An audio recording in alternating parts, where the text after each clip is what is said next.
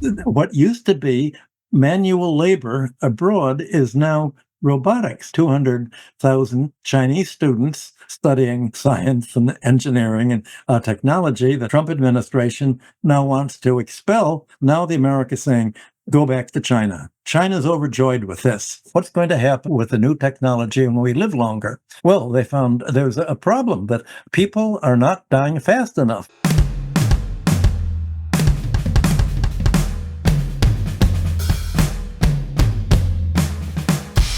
So, Michael, you've just written a book that rewrites the financial history of the West from the Crusades to World War One. And there are a lot of questions I could ask here just to get us started. But first, I mean, why does this history need rewriting? I mean, is it easy to point out just what important principles a thousand years of scholars have missed? I don't think I've rewritten the history of finance at all. I've talked about things that are left out of account by almost all writers.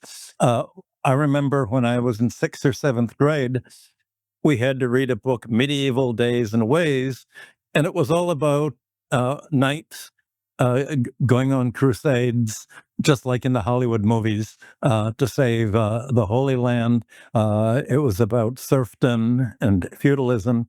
But what I'm writing about is how an international banking sector emerged and took shape and ended up basically in control not only of governments, but in the way that governments were organized between absolute kingships and their parliamentary checks and balances, domestic tax policy, fiscal policy. And what I found is that the integrating planning dynamic of Europe from the 11th century right down to World War One outbreak, which is the span of my book, was basically by the Catholic Church. And the Catholic Church created a system of control over kings and over the relationship between kings and the churches domestically and the parliaments, giving concentrating power in the hands of autocratic kings to overrule parliaments, to, for instance, excommunicate the supporters of the Magna Carta in England on not only in 1215 under King John, but a half century later when the barons went to war to try to limit John's son, Henry III's ability to tax. And this power that the church created, historians call it the imperial papacy.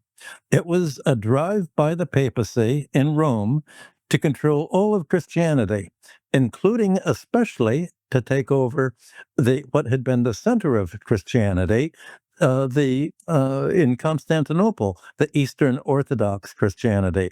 And so I had to, before I could spend time in saying, how did a banking class emerge?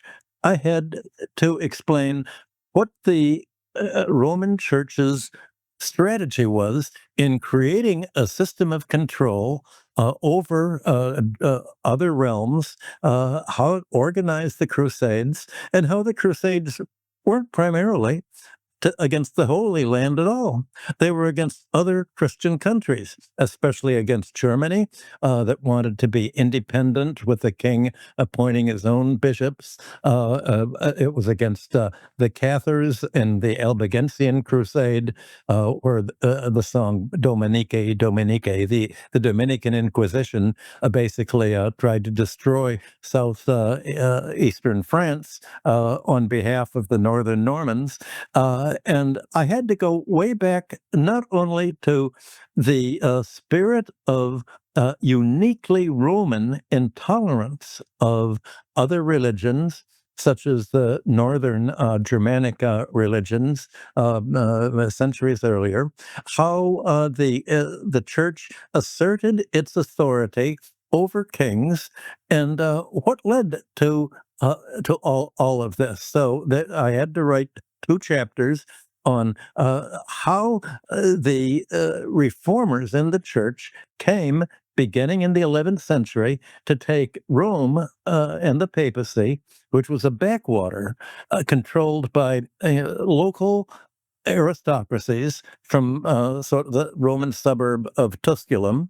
The Catholic history refers to it as the pornocracy, the rule by the harlots of utter corruption.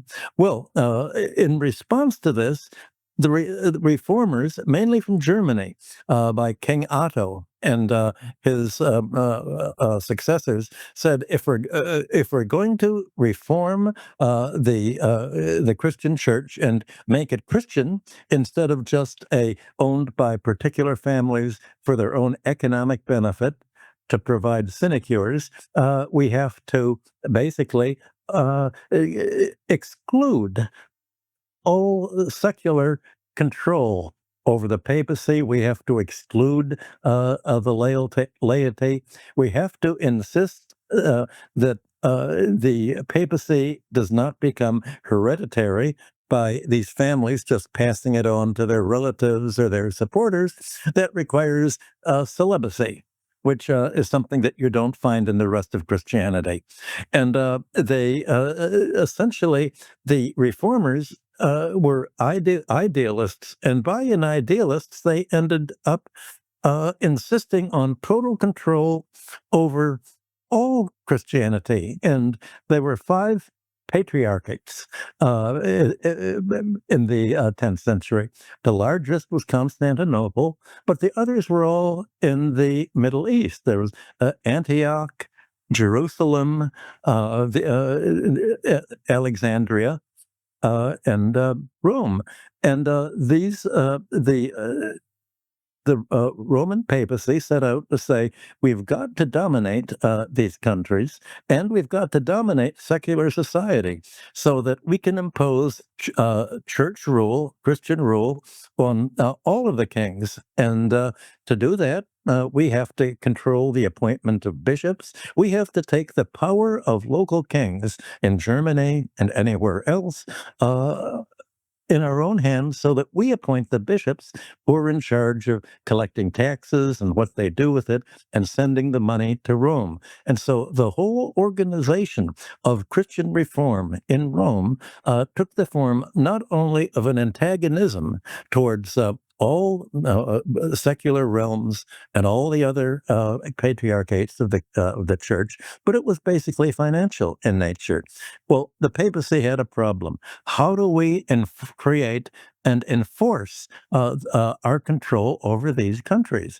The papacy didn't have an army. And what did it do? It recruited Norman warlords. In other words, these were warlords that had come down from the north into southern Italy and into France, intermarried with the French nobility to make a kind of Norman French aristocracy.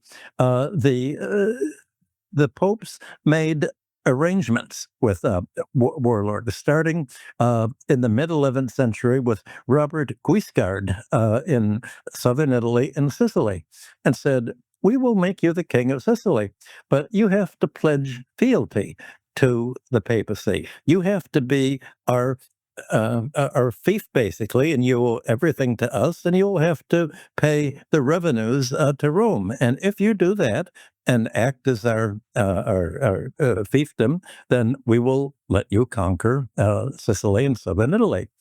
He said yes, conquered southern Italy, especially not only from the Muslims, but from the Eastern Orthodox, from the Byzantine cities.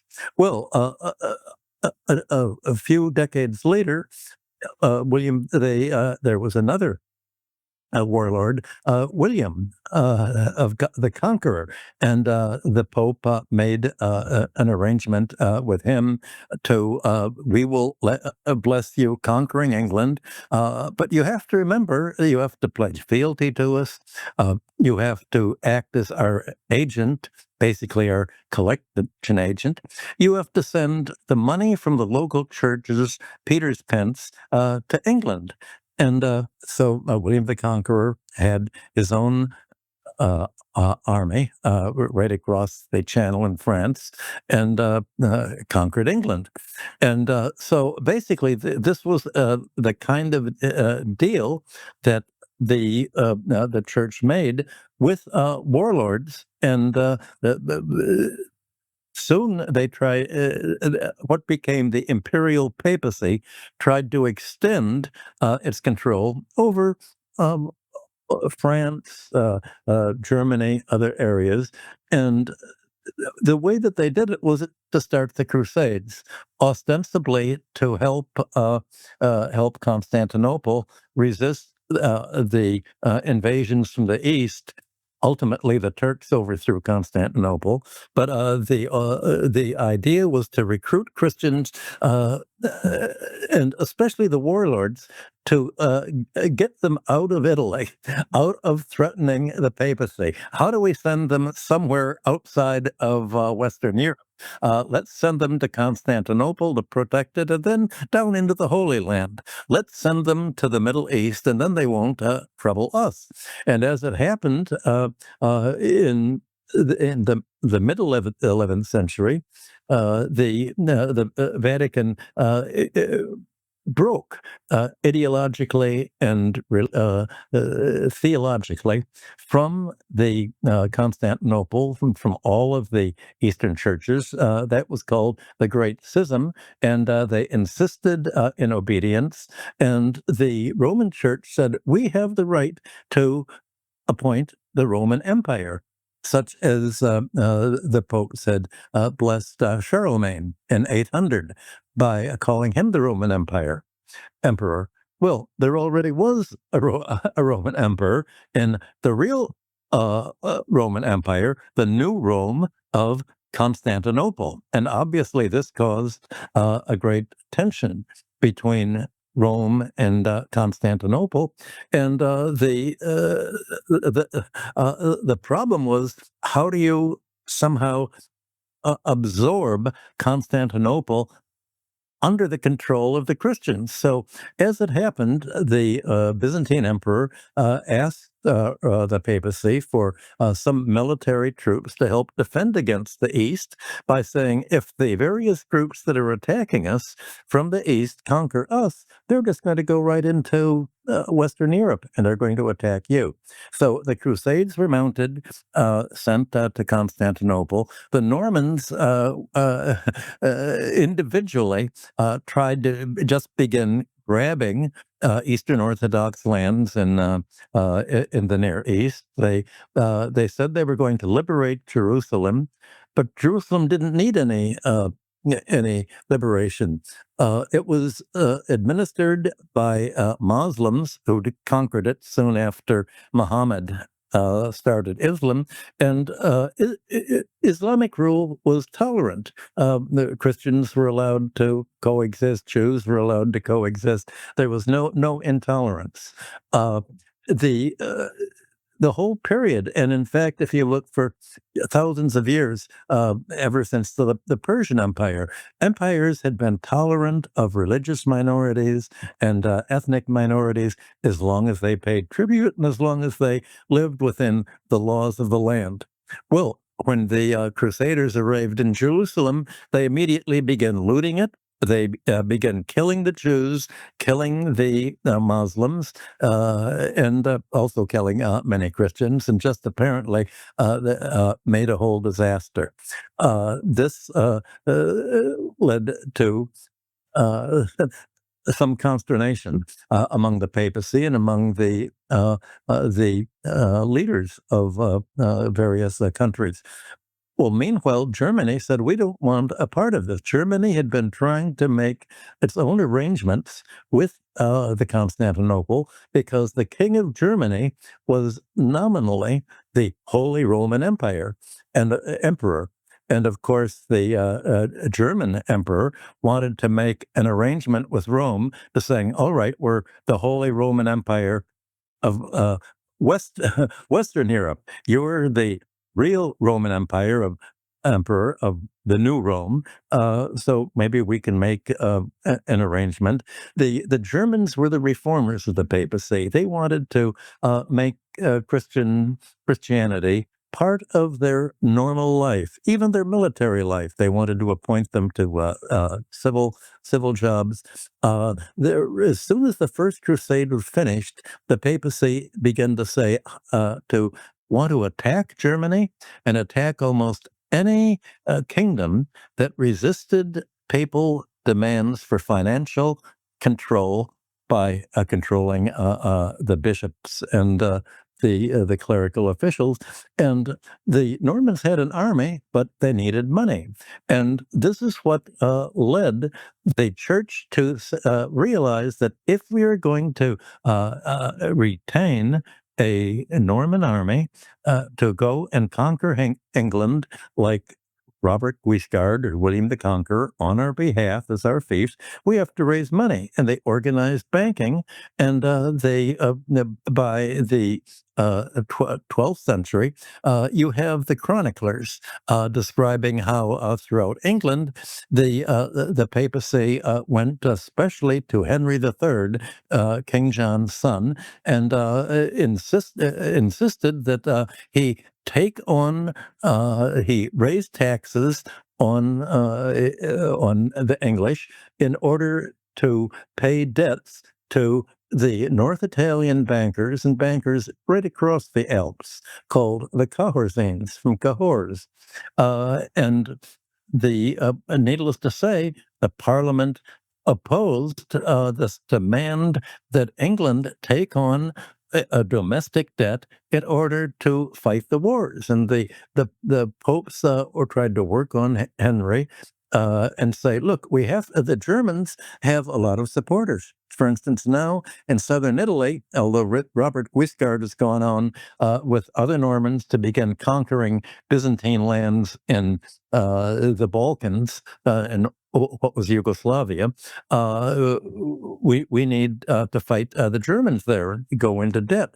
That led to a civil war, the revolt of the barons, and a whole new set of excommunications. And not only did the church approve of money lending at interest, but it excommunicated Christians who opposed money lending at interest. The whole Christian theology had to be inverted in order to arrange bank financing for warlords. And for 5 centuries, from basically the 12th through the 17th century, international banking was consisted primarily of war lending to kings to go to war, initially on behalf of the church, but after the Crusades were over in 1291, to go to war with each other.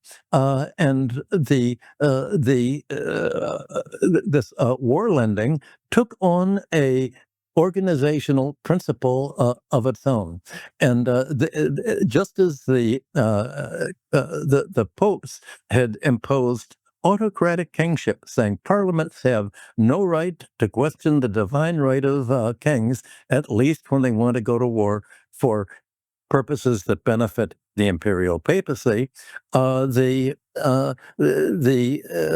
banks took over this whole administrative control over secular governments that the church had created, and essentially became the main influence in how the domestic political systems of every country, Italy, France, Spain, Germany, were organized in order to say, make the following deal. We, the bankers, mainly in northern Italy, will give you the loans to go to war with your rivals, especially the constant wars between English and French kings over who was going to control Western France near the English Channel. The uh, if you wanted to obtain a loan, you had to borrow. You had to meet the terms that the creditors said, and the creditors basically tried to create a system of national financing that became the basis of the fiscal system and modern fiscal states. In almost every realm, especially in England, which is the most clearly documented, the kings had a problem. Kings had the royal domain that they conquered as their own personal property. When William the Conqueror came into England, he had the Domesday Book written. He had the right to the income and the rents off the land that belonged to him that he'd carved out for himself. And kings also had the right to levy taxes traditionally. But taxes were subject to approval by the parliaments, and that limited the ability of kings throughout Europe, whether it was France or Spain or England or what became the Holland, all these countries, and the problem was that wars became increasingly capital intensive. The technology of war became increasingly expensive for navies, for siege equipment, for large armies, and the costs of waging war that constantly rose were beyond the ability of kings to finance out of their royal domain, and the ability to convince parliaments to go along with the tax, because local parliaments didn't want the landed aristocracy who had that money to be taxed didn't want to pay taxes, understandably, especially for the kings to indulge in going to war with other kings for their own personal vainglory. And so you had the 14th century, the 15th century, and into into the 17th century, constant bankruptcies by the largest and most heavily indebted kings, France and Spain, and this caused a problem uh, for the banking class. They said, "Well, we have we've created a means for the kings to pay their debts beyond their personal domain, beyond getting parliamentary approval. There's one thing that kings could levy a tax on. This was from the 12th to the 17th century, that did not require parliamentary approval, and that was foreign trade monopolies. So the bankers went to the various countries, such as England, and said, "Well, you can raise the money to pay the debt service for going to war again and again with France over disputed land that William's family hereditarily used to have by creating a monopoly on England's main export, which was wool." To be woven into cotton in the Dutch and Belgian areas now, to be sent to Italy, to be woven into luxury fabrics to be bought by the wealthy aristocracies in England and the rest of Europe. There was a circular flow, and the bankers helped create a fiscal policy for governments that had not existed before. They really put in place the modern tax system and all of the legal bureaucracy that was necessary for that. They weren't able to do much of this in the two major countries, France and Spain, because they were so autocratic. And So the international bankers, mainly Italians, had a sort of a problem. How are we going to get to enable kingdoms to have enough money so they can pledge even more income to pay the rising classes of war? Otherwise, the kings will go bankrupt. And Edward III went broke in the 14th century, and that brought down the banking houses of the Bardi and Peruzzi, and subsequent kings defaulted on their loans to all the major bankers of Europe. So they looking around for how to reorganize the political structure of European states. They found a model, and that was in the local communes, self-governing communes such as Florence or Genoa or many other cities that had gotten together, and they'd lent money to the kings of their realms in order to buy their own independence. And these communes elected the community leaders, and they did something that kings were not able to do. The commune leaders were able to pledge all of the money of their citizens to the creditors in payment of debt. They were able to, for the first time, impose taxes on society as a whole. And because they were the parliament that was elected, or the effective parliament, they were the community, they were the government, they committed the entire government and the entire nation to pay the what became the civic debts, and basically for war loans to prevent other cities from attacking them. And you can imagine what happened by the end of the 17th century.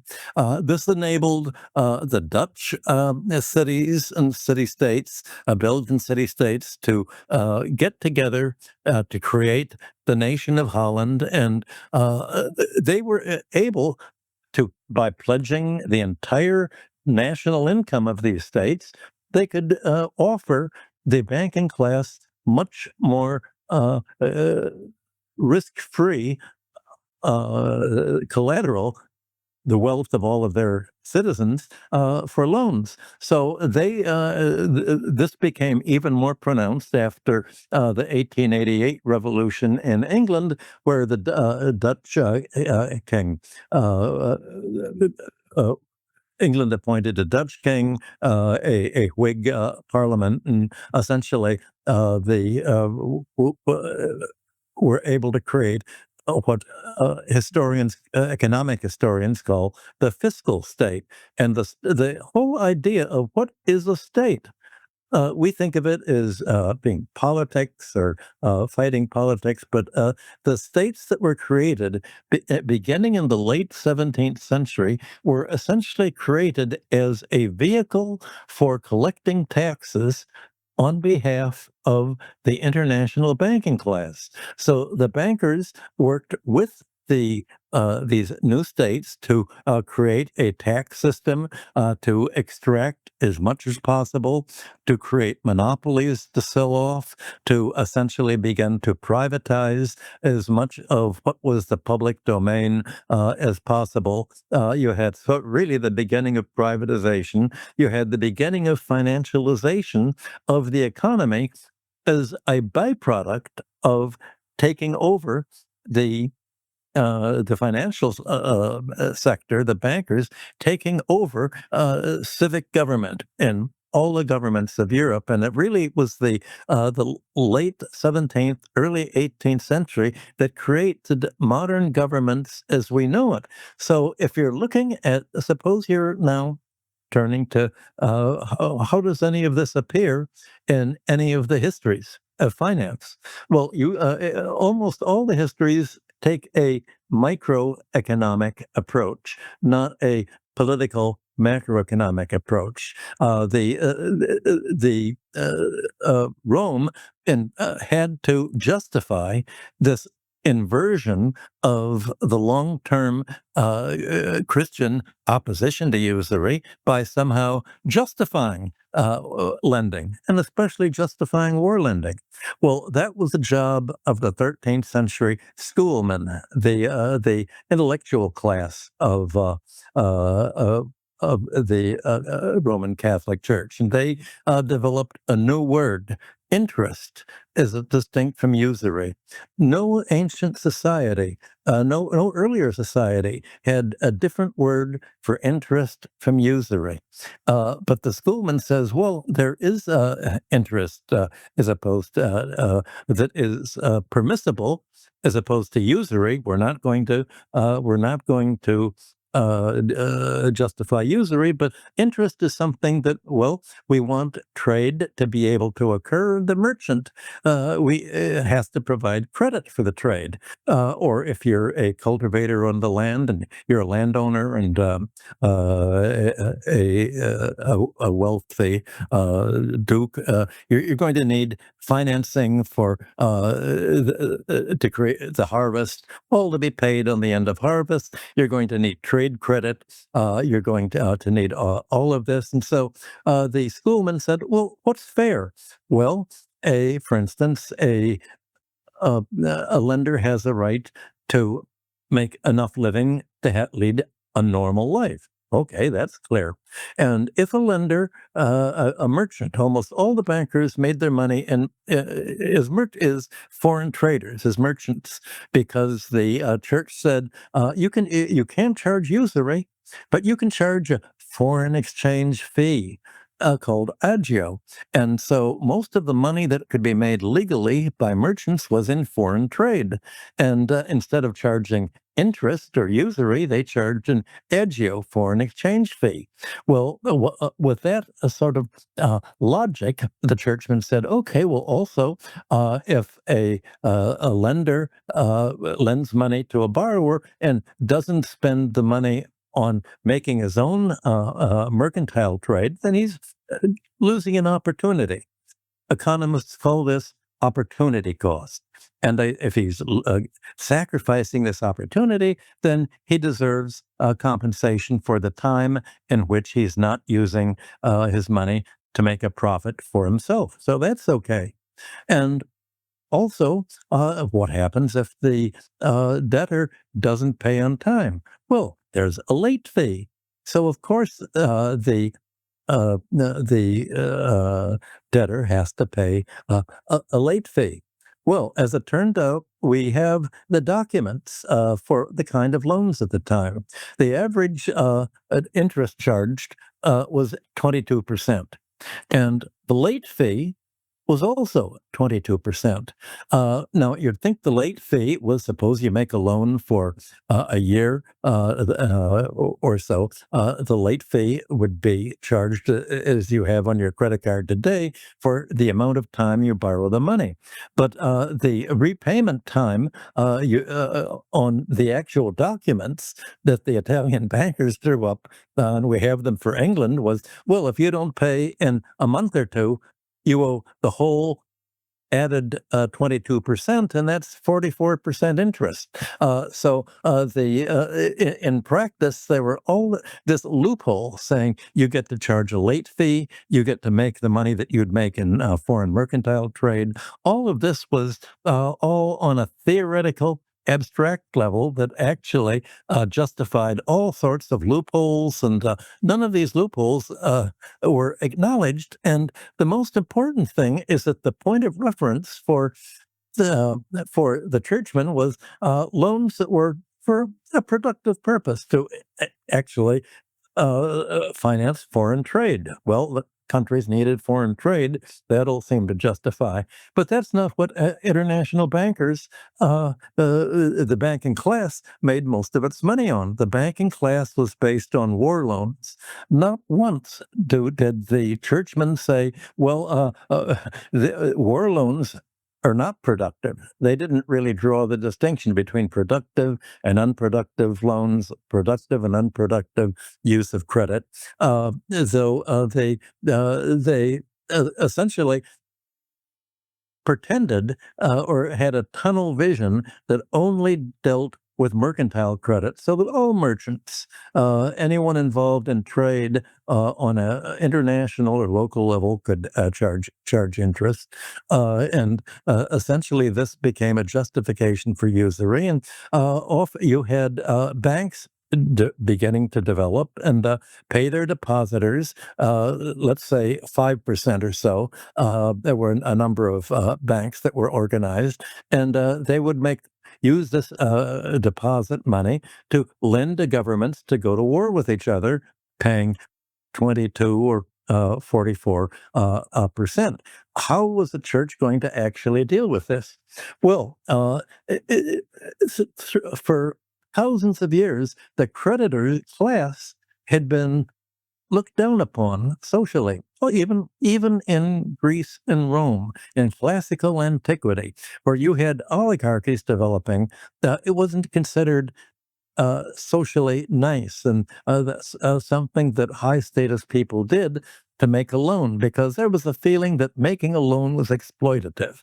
Making a loan tended to impoverish the debtor. So although the oligarchy generally made money off money lending, they had their slaves do it, or their freedmen do it, or foreign metics, that is, foreigners that were resident in Athens or other cities that were in Rome, would do the dirty work of lending money and charging interest for all this.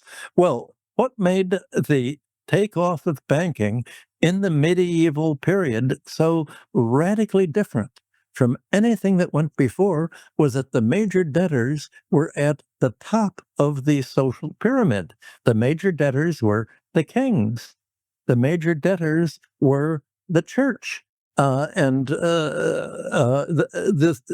fact that they were the borrowers and they were borrowing for something that the church blessed, going to war to fight against realms that did not obey the church, that insisted in appointing their own bishops to collect Peter's pence and aid to the poor and other and rents, and spend them domestically instead of sending them to Rome. As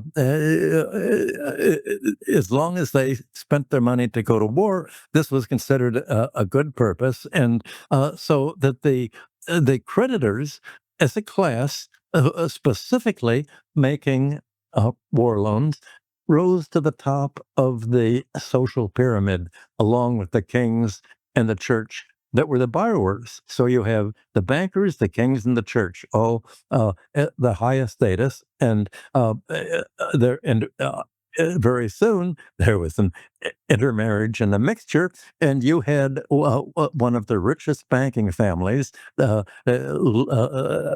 Medici, provide its own pope, Leo X. And in 1515, he had the final seal of approval on usury. He said, "Well, these loans to the kings of Europe are financed by banks, and is it the banks pay interest to their depositors? Are the depositors sinners?" And Leo said, "Well, no. Look at the Monte di Pieta. In other words, the Mount of Piety." He said, "Here is a group of pawnbroker banks, and they pay depositors a modest rate of interest, and they lend this money out to the poor at a lower rate than the usurers would charge, of 22% or so." And so that is, we wouldn't want to interfere with this socially Christian, charitable activity, and so of course we have to let the banks pay interest, and so that Leo legitimized bank interest, along with the interest that merchant bankers all chose, and so essentially you that completed the rewriting of Christian theology, favoring usury and opposing those without usury. And what became the Protestant countries very quickly caught on to this and accepted this just as much as the Roman Church. And so you had a rewriting of the legal system that was the context for lending and credit in the fiscal states. And it was this system of the rules of lending, the laws of lending, the status of lending that transformed the whole character of Western European society.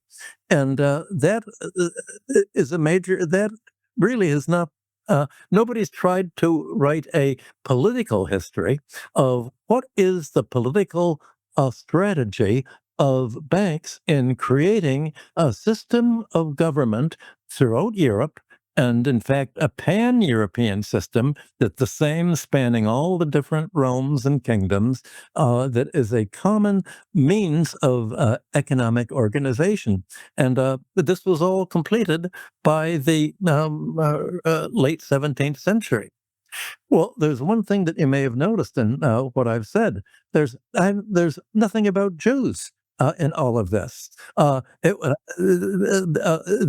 Jews were brought, Jewish merchants were brought to England because they spoke foreign languages, and they had Jewish colleagues or relatives in other countries. They knew they were the traders.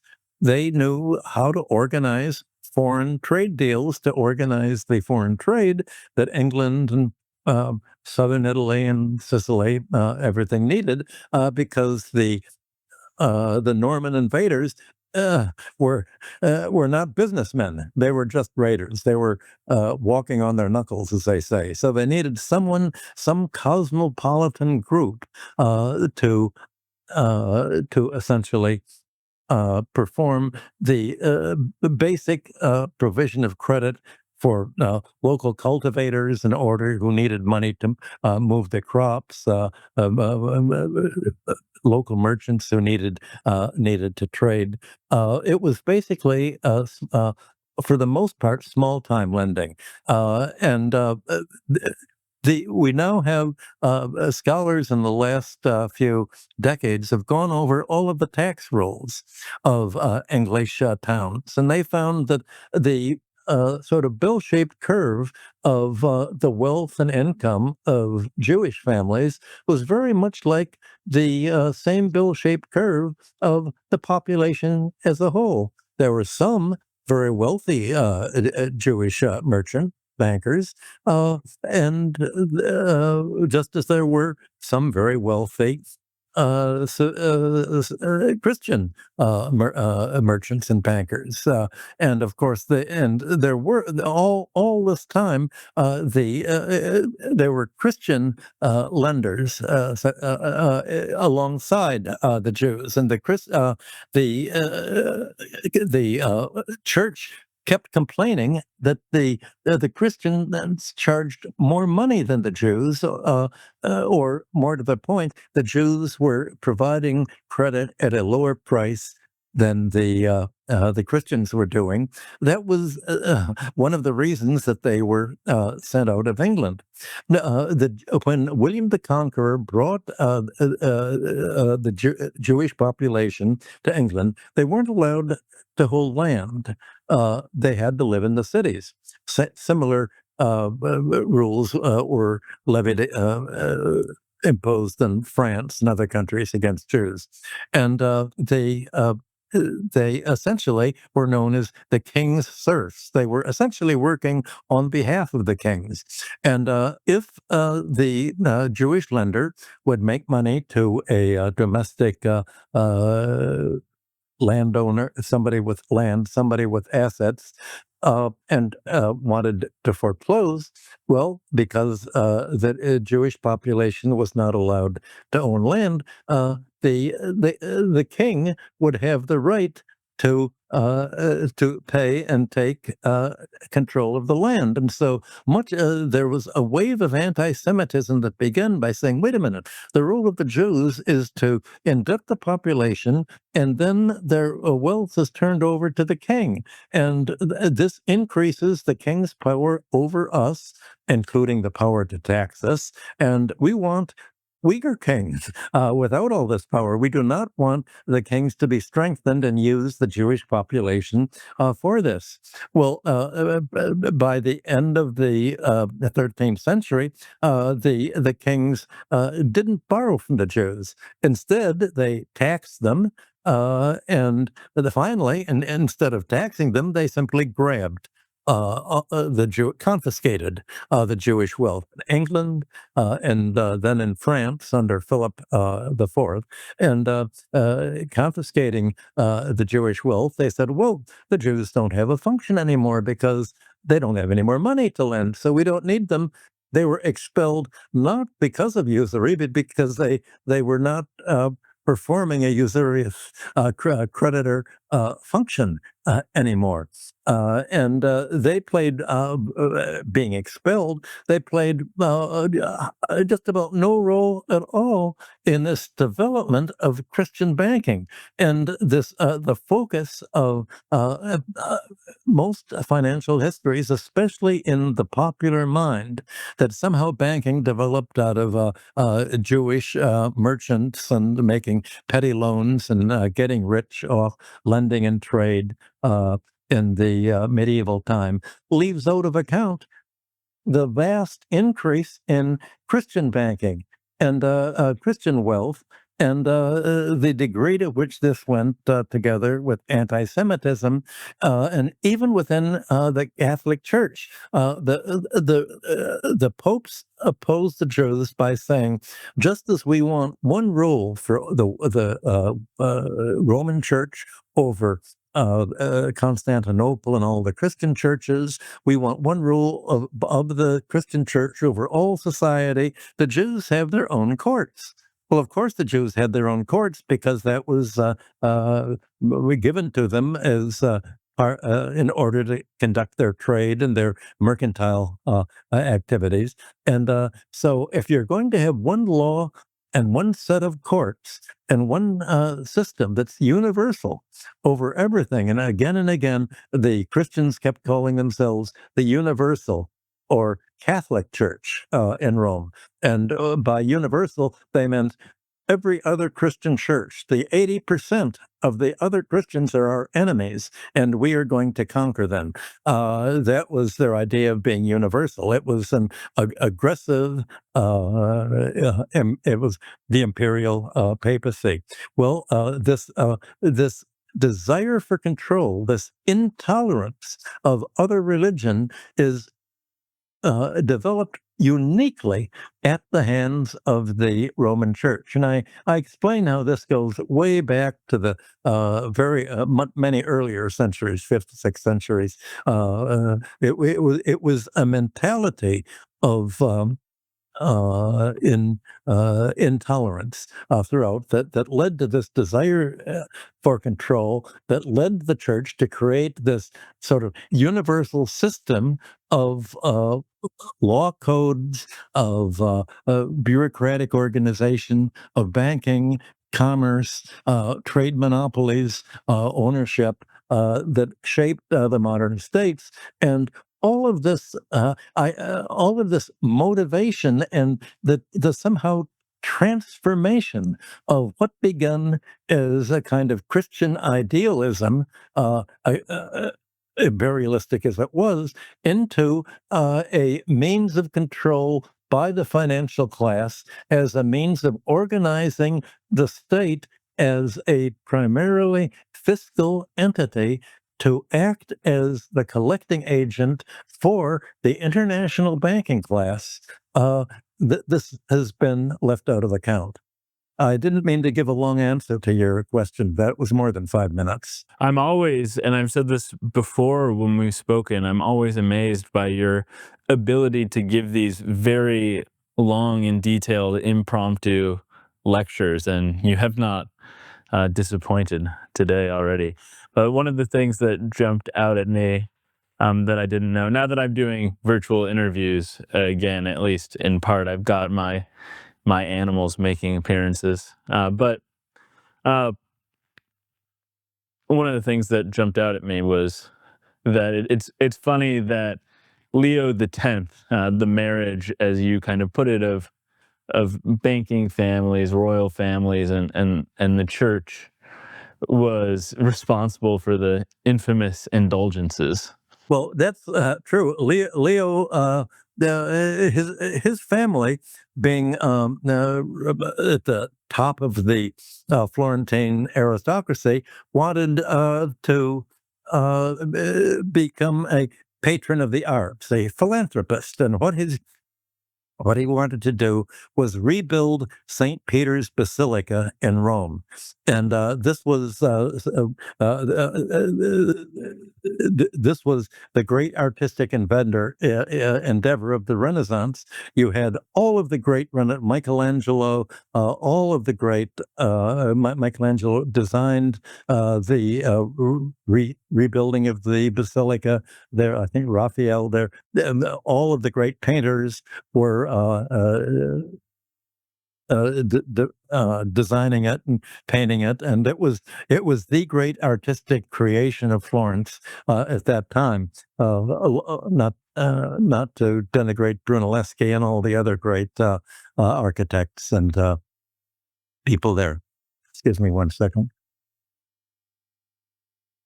And so the question was, how was Leo going to pay in 1515, just after he'd provided the logic for interest charges in banking? How was he going to finance it? Well, the church had developed a sale of indulgences during the Crusades. And I have to say something about St. Augustine here.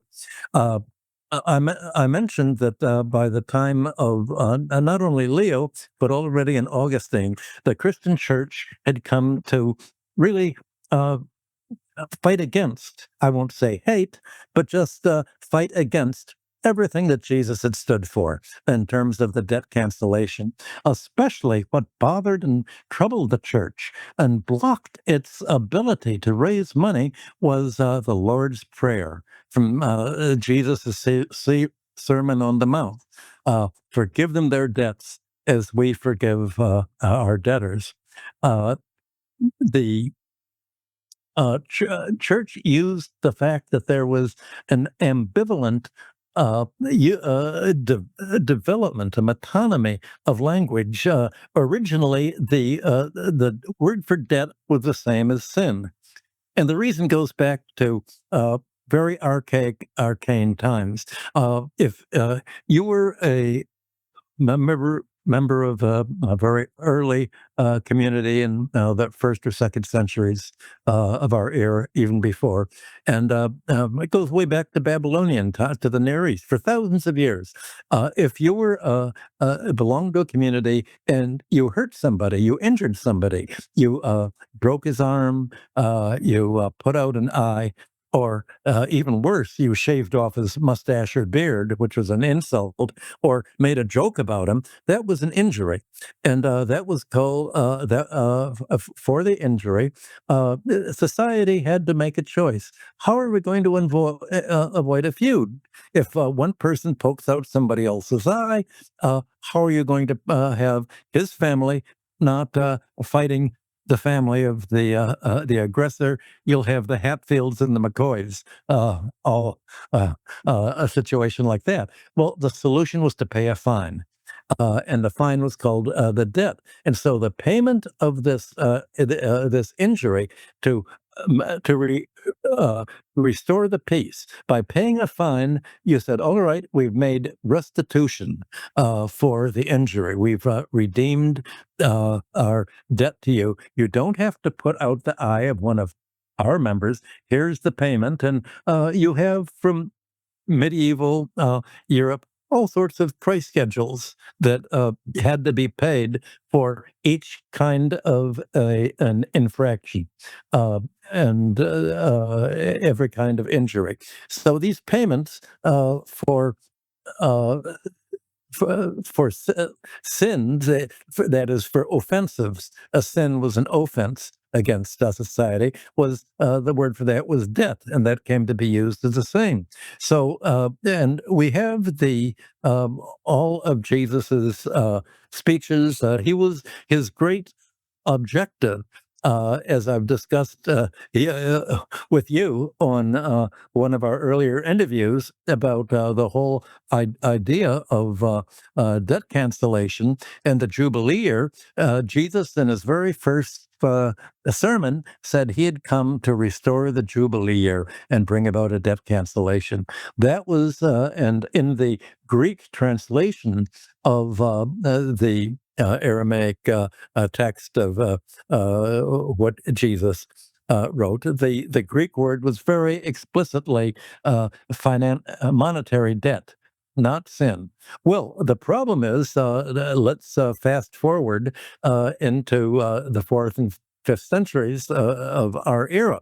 The Roman Empire uh, absorbed Christianity, but in absorbing it, it transformed it, needless to say. And the problem is the Roman Empire's dominant families were the creditors and the landowners, the wealthy, the creditors, not the debtors. The last thing they wanted was to forgive them their debts. So along comes St. Augustine. He was in North Africa, the Bishop of Hippo, and there was a problem in North Africa. The Christians were followers of, they were called the Donatists, followers of a priest who had maintained early Christianity. And the Donatists had an activist branch that was going around intimidating creditors. And they say, look, if you're really going to try to charge usury against our members, we're just going to burn down your estate. And there was a lot of violence. So you had St. Augustine come in and said, well, what Jesus really meant isn't what he said at all. Let's say that what Jesus meant was the opposite of everything that he spent his life fighting for. What Jesus meant is we're all sinners. We have inborn sin from Adam. And this sin means that we're all uh, owe restitution. We want redemption from our sin. How do we get redemption? Well, there was a fight within the Christian church, and you had a British, I think a Welsh theologian, Pelagius, that said, well, the way you redeem yourself is you make good works. If you make money from usury, at least you can spend it philanthropically, and you can get salvation from this. Well, St. Augustine said, no, you can only get salvation through the church. You have to give the money to the church, and we will redeem them. And so by the 5th century, you would have the Roman Christians reading the Lord's Prayer before giving the last rites to people on their deathbed, forgive them their debts. And we can give you redemption by donating your estate to the church. There were many lawsuits against church clerics for trying to do this, but the whole idea of the Lord's Prayer, forgive us our sins or our trespasses, or even our debts, is sort of meant. What kind of debts? Can't be a money debt. Forgive us our trespasses, our sins, our offenses, and as we forgive those who sin against us, whatever that meant. Well, the church turned this into a means of only the Roman Church can provide redemption, and it's got to cost money. Well, this came very handy in the Crusades. And when after the first crusade was really pretty much of a disaster, as I described, the second crusade was organized, and the organizers of it, or the advocates of the Second Crusade, said, "Well, we know you're not as eager to get salvation by rescuing the Holy Land anymore because it's a long trek, and you're going to have to borrow the money to outfit yourself and bring your assistants all along to carry your armor and do all of this and to spend money on the way. It's going to cost money, but we will give you debt forgiveness for knights who take up the sword or the cross, I guess they called it, not the sword, uh, go and on the crusade, and the creditors will not be able to move against your family or your estate or other relatives as long as you're on the crusade. And so you can get debt forgiveness for this. Well, the a number of many knights signed up for this, but the Christian Church, the clergy, had a special twist on this. There'd been a practice. Long-standing medieval practice. If a knight was supposed to go and serve the king, he could go, but he was able to hire a substitute to fight in his place. Just like in the Civil War in America, a soldier was drafted. He could pay to hire a substitute to fight in the Civil War. Well, the English and other European knights could hire a substitute, and so the clergy said, "Well, you can negotiate a payment. We don't know whether you're able to hire a substitute, but negotiate a payment, and we will give you the redemption from sin that you would have had for going on the crusade and being redeemed of all sins." And so the selling of indulgences really began as a means of financing the Second Crusade and then on. Well, you can imagine Leo's pleasure in the early 16th century by thinking, well, we don't have a crusade anymore. That all ended in 1291. But what we do have is people still, they're all sinners.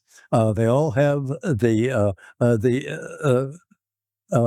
sin inherited from Adam. Oh, by the way, the St. Augustine drove out the Pelasgians from the church. There was a whole fight battle, and Augustine won against the civilized Northerners that said, just live a decent life.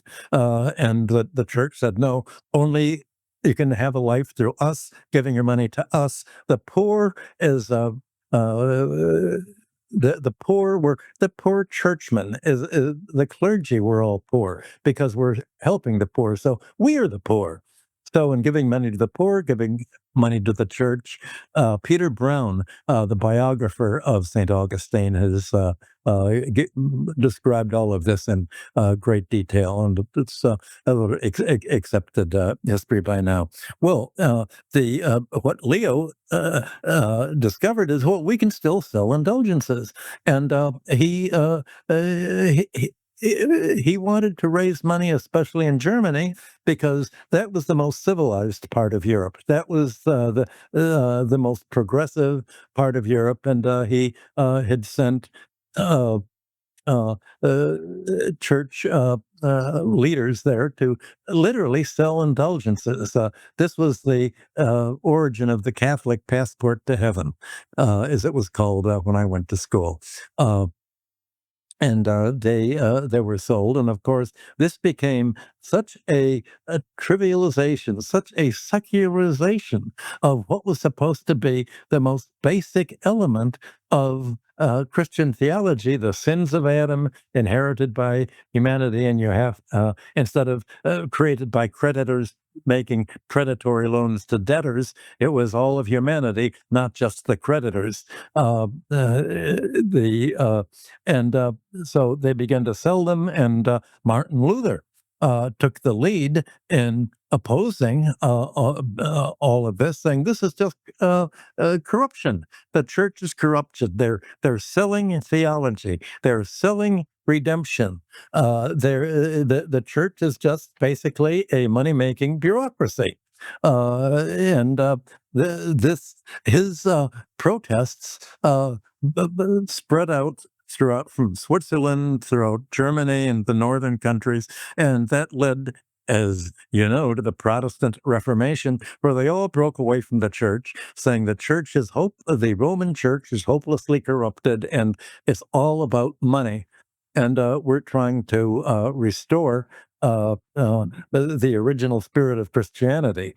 Well, of course, it's not the original spirit of Christianity, which was debt forgiveness and essentially support of the poor instead of class war. But at any rate, Leo's demand for this money to rebuild St. Peter's, and we're all glad that he rebuilt St. Peter's. It's very beautiful. I remember in college looking at all of Michelangelo's murals, and it's all wonderful, but it was achieved at the cost of corrupting church financial dealing to the point where it split the church between Catholics and Protestants. That was another long answer to your question. It was, and it was another good one. Um, I I'd like to ask a bit of a broader question. I mean, you said at the outset of our conversation that, well, you corrected me. You said you're not rewriting the financial history, but you're filling in the gaps. And one reason I think, if I heard you correctly, that this is a big gap is because prior financial historians and economists have focused more on microeconomics rather than these larger political and macroeconomic movements, but missing the role of the Roman Catholic Church in the dawn of international banking and debt, and the role of the Crusades and all of this seems like a pretty glaring failure. So I'm wondering if there are other reasons, or if you could just say more about why this hasn't been paid much attention in the past. I think the other reason is just the way in which people think about economics is something that is isolated from the rest of society. I mean, at least in the 19th century, they called it political economy, and they looked at politics. But what's lacking in any discipline, whether it's economics or sociology or even history, is an overall view of. The European economy as an economic system.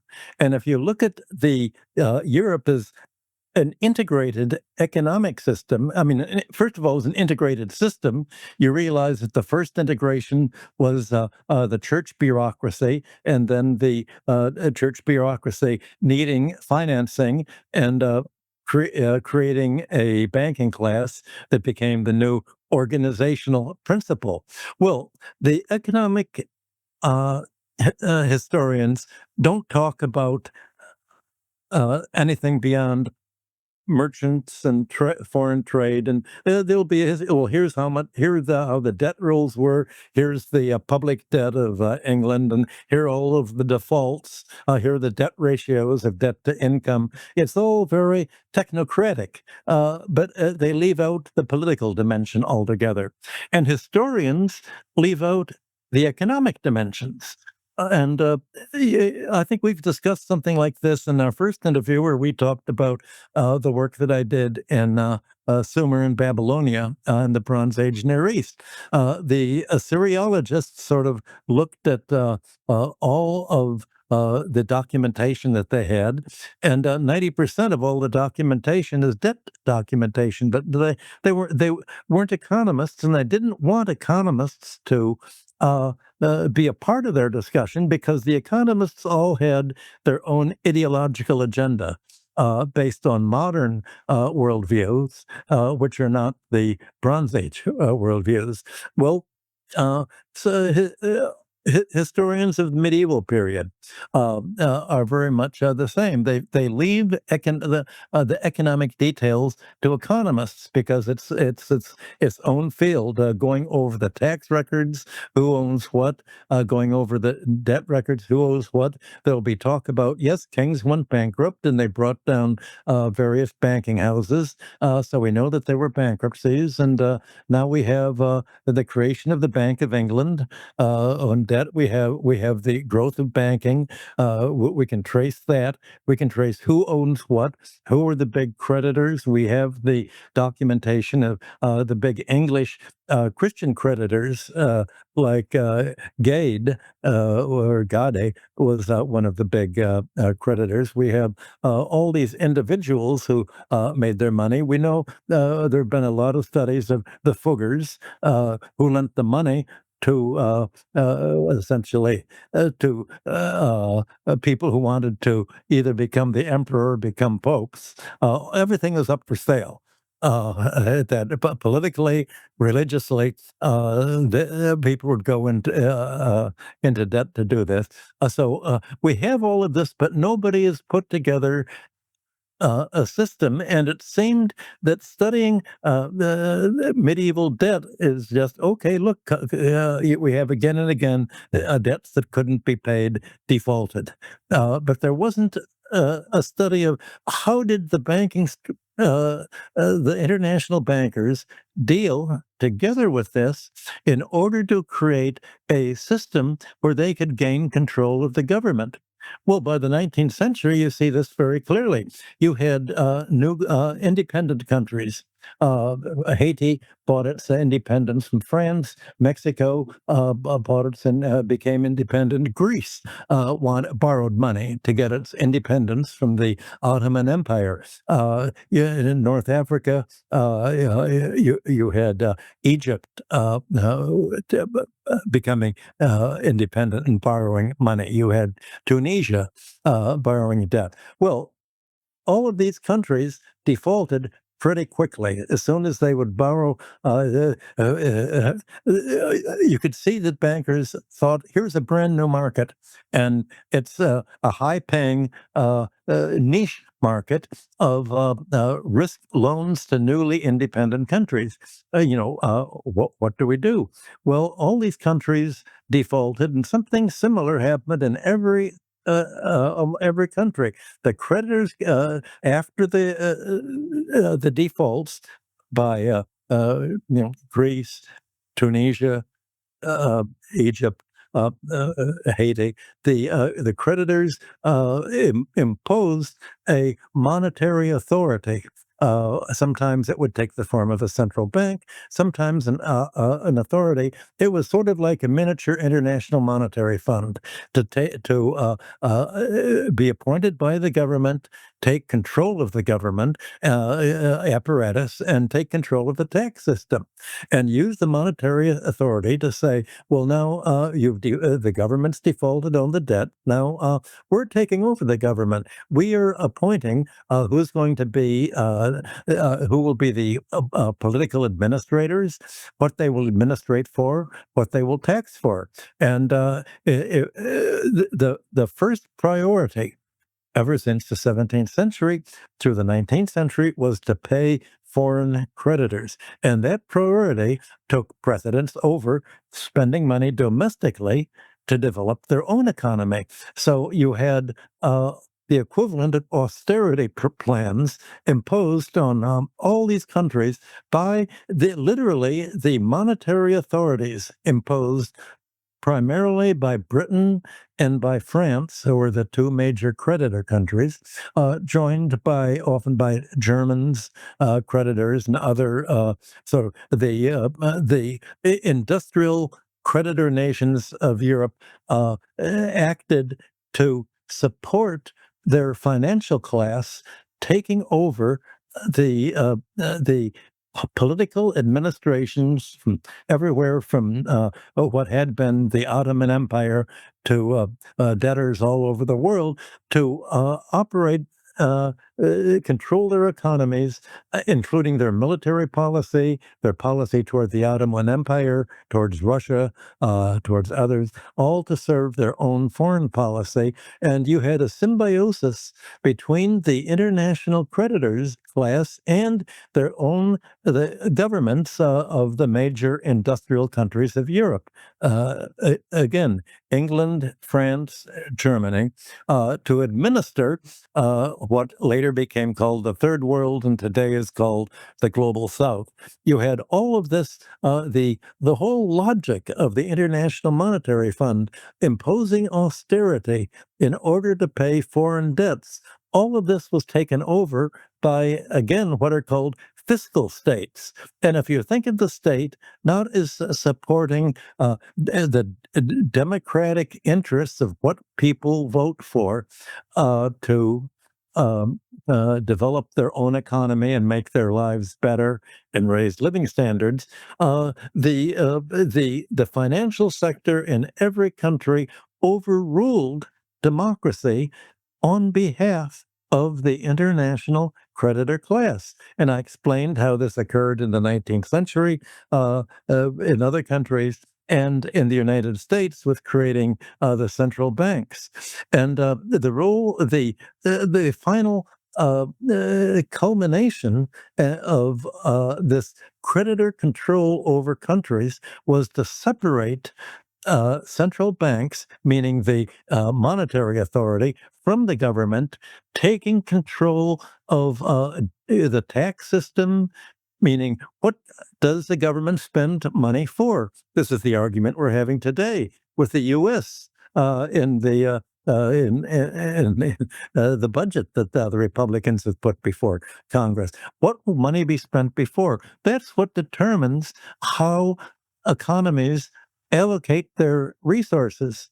And essentially, finance has become the central planning power of almost all nations since the 17th century.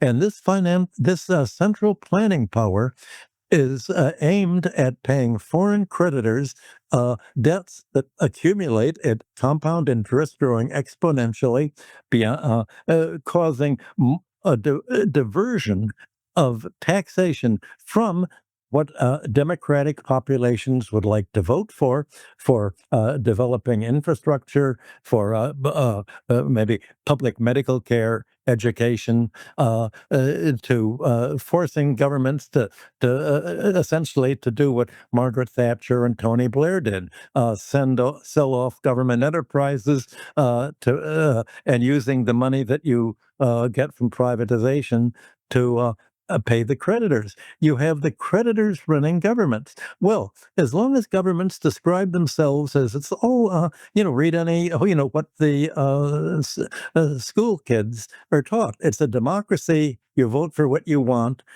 Oh, they don't say it's a democracy. You vote for what you want with what's left over after the international creditors take the result of all of the debts that you've run up mainly to finance wars.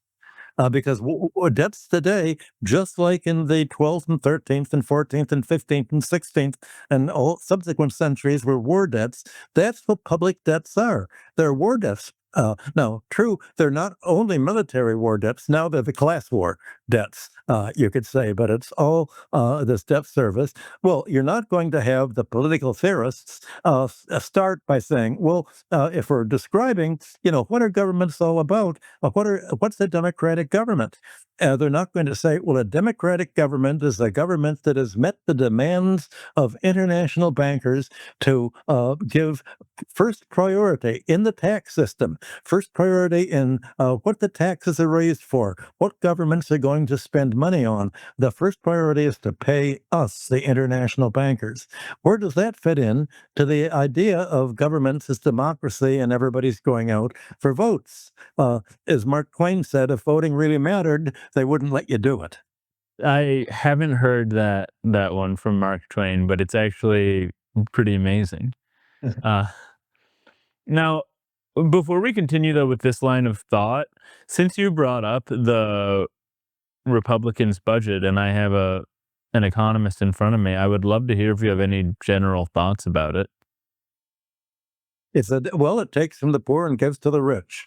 I mean, it's a huge tax cuts for the upper 1%, and especially including the most egregious tax break has been to the financial class for what's called carried interest, which means speculative gains. If you have a computer program that buys an option on a stock at movement, and it goes up 3/4 of a point, and you take this picking up nickels in front of a bulldozer, it's called. All this trading that has nothing to do with the productive process at all. Uh, Now, all of this unproductive lending is counted as carried interest. The word doesn't really mean anything. That's why they use it, because people will just, the eyes will glaze over, which is the purpose of so much economic vocabulary these days. So essentially, it takes money away from the real economy. It takes away money, especially away from public health. They think that essentially the way back in 1978, the government had a futures a group of futurists write about what's going to happen with the new technology when we live longer. And I was hired to write the study of what's going to happen to Social Security and the government budget now when we live longer. Well, they found there's a problem that people are not dying fast enough. You give them Social Security, and originally it was to end at 65 or so. Well, if you've had a really hard working class wage earning life, you're exhausted by the age of 65. And if you lived to 75 back in those days, that was pretty good. But the problem is, what are you going to have to do if people don't die right after they leave the labor force? What's going to, if they live another 10 years, 20? And what if you live up to what we calculated was the natural lifetime, 120 years, maybe 125 years at most in theory, but 120 years we took. Well, there's going to be a huge increase in Social Security payments, and probably also medical costs, is in order to keep them healthy while they get older. Well, immediately the banking class said, how do we get these people to die earlier? We can't afford. They're going to. If we pay the retirees, that money's not going to go to us for profits.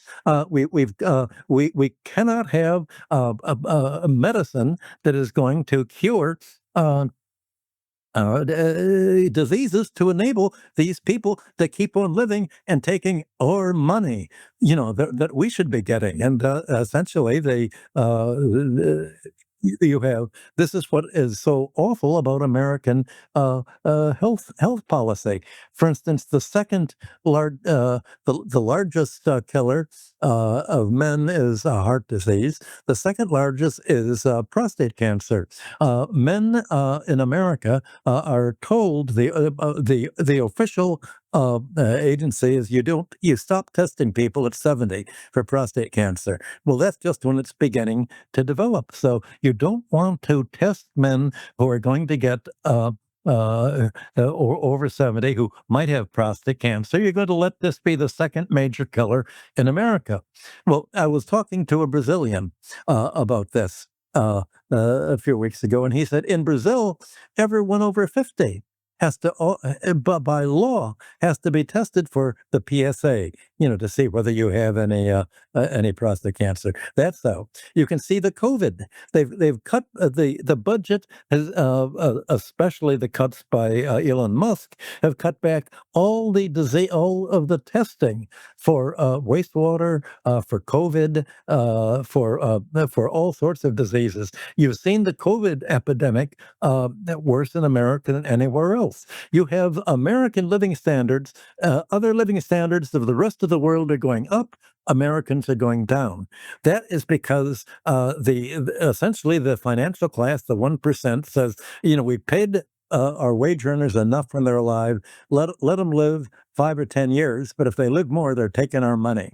And that's the spirit behind the Republican budget today. And so they're raising the taxes on the bottom 50% and cutting them drastically for the financial classes to make more money. In other words, they're following the direction of their campaign donors. Politics has been up for sale ever since the Citizens United ruling by the Supreme Court, and the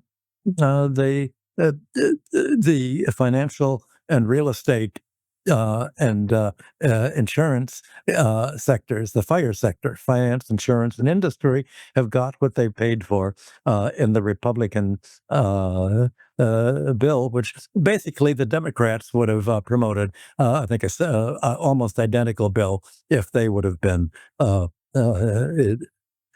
elected. It says the same spirit of Barack Obama was pushing for. He wanted to essentially to privatize Social Security, and certainly he privatized medical care into the ripoff situation you have with Obamacare today, which is so incredibly more expensive than any other medical, public health system throughout the rest of the world, and is the least effective medically with the highest drug prices. I mean, I don't know how to describe the budget as a travesty.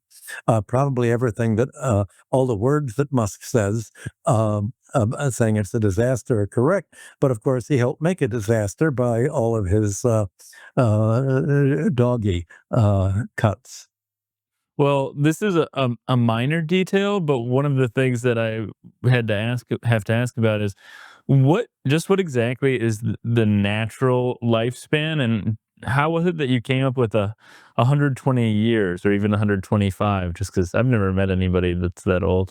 That was provided to me by people who were by biologists who were specialties, and I think one of the oldest living person. There was an obituary the other day for a woman who was 118 years old. So they've found how long it's possible for people to live, even in good health. So it's based on statistical trend analysis of they're outliers, but if you know that people are living to 118, you figure, okay, let's round it off 120. Well, okay. Well, back to our larger line of thought that we've been following in this conversation. One of the biggest points for me thus far is that the state evolved as a vehicle for collecting taxes on behalf of the international banking class. And for our listeners or viewers who who have less of an independent interest in financial history or just history in general, and well, what relevance does everything we've been discussing have for today, and what are the ramifications when we're looking around and trying to understand why economies are like they are today? Well, I'm trying to give the long dynamics, and if you look at history as part of the long dynamic, you see where it's going.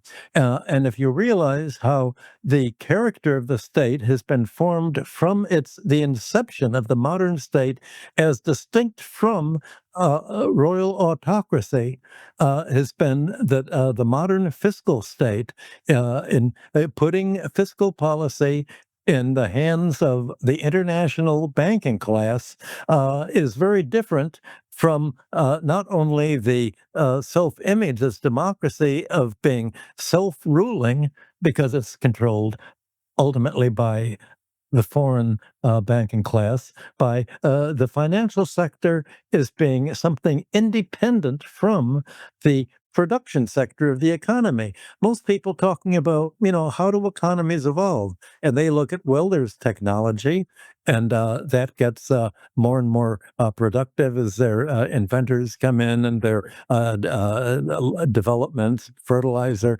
machinery. We have productivity, energy use per worker all going up.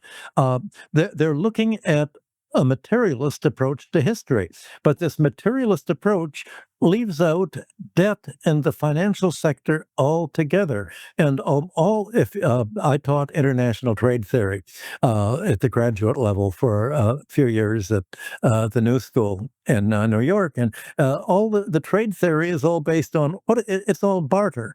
And let's just get rid of the veil of money, as if money, forget money and prices. Let's just look at everything in terms of labor productivity and wages deflated by the price deflator. Let's just look at barter. There's an embarrassment at looking at the financial sector, because if you look at the financial sector and you realize that the economy is in a symbiotic relationship between the financial sector, which means the growth of debt, and if you have a growth of debt, you have a growth of savings by the creditors as the obverse of this debt. So as the economy goes deeper and deeper into debt, the savings of the creditors grow and grow exponentially more and more, and they become, as they became by the 17th century, the most admired high status ruling class of society.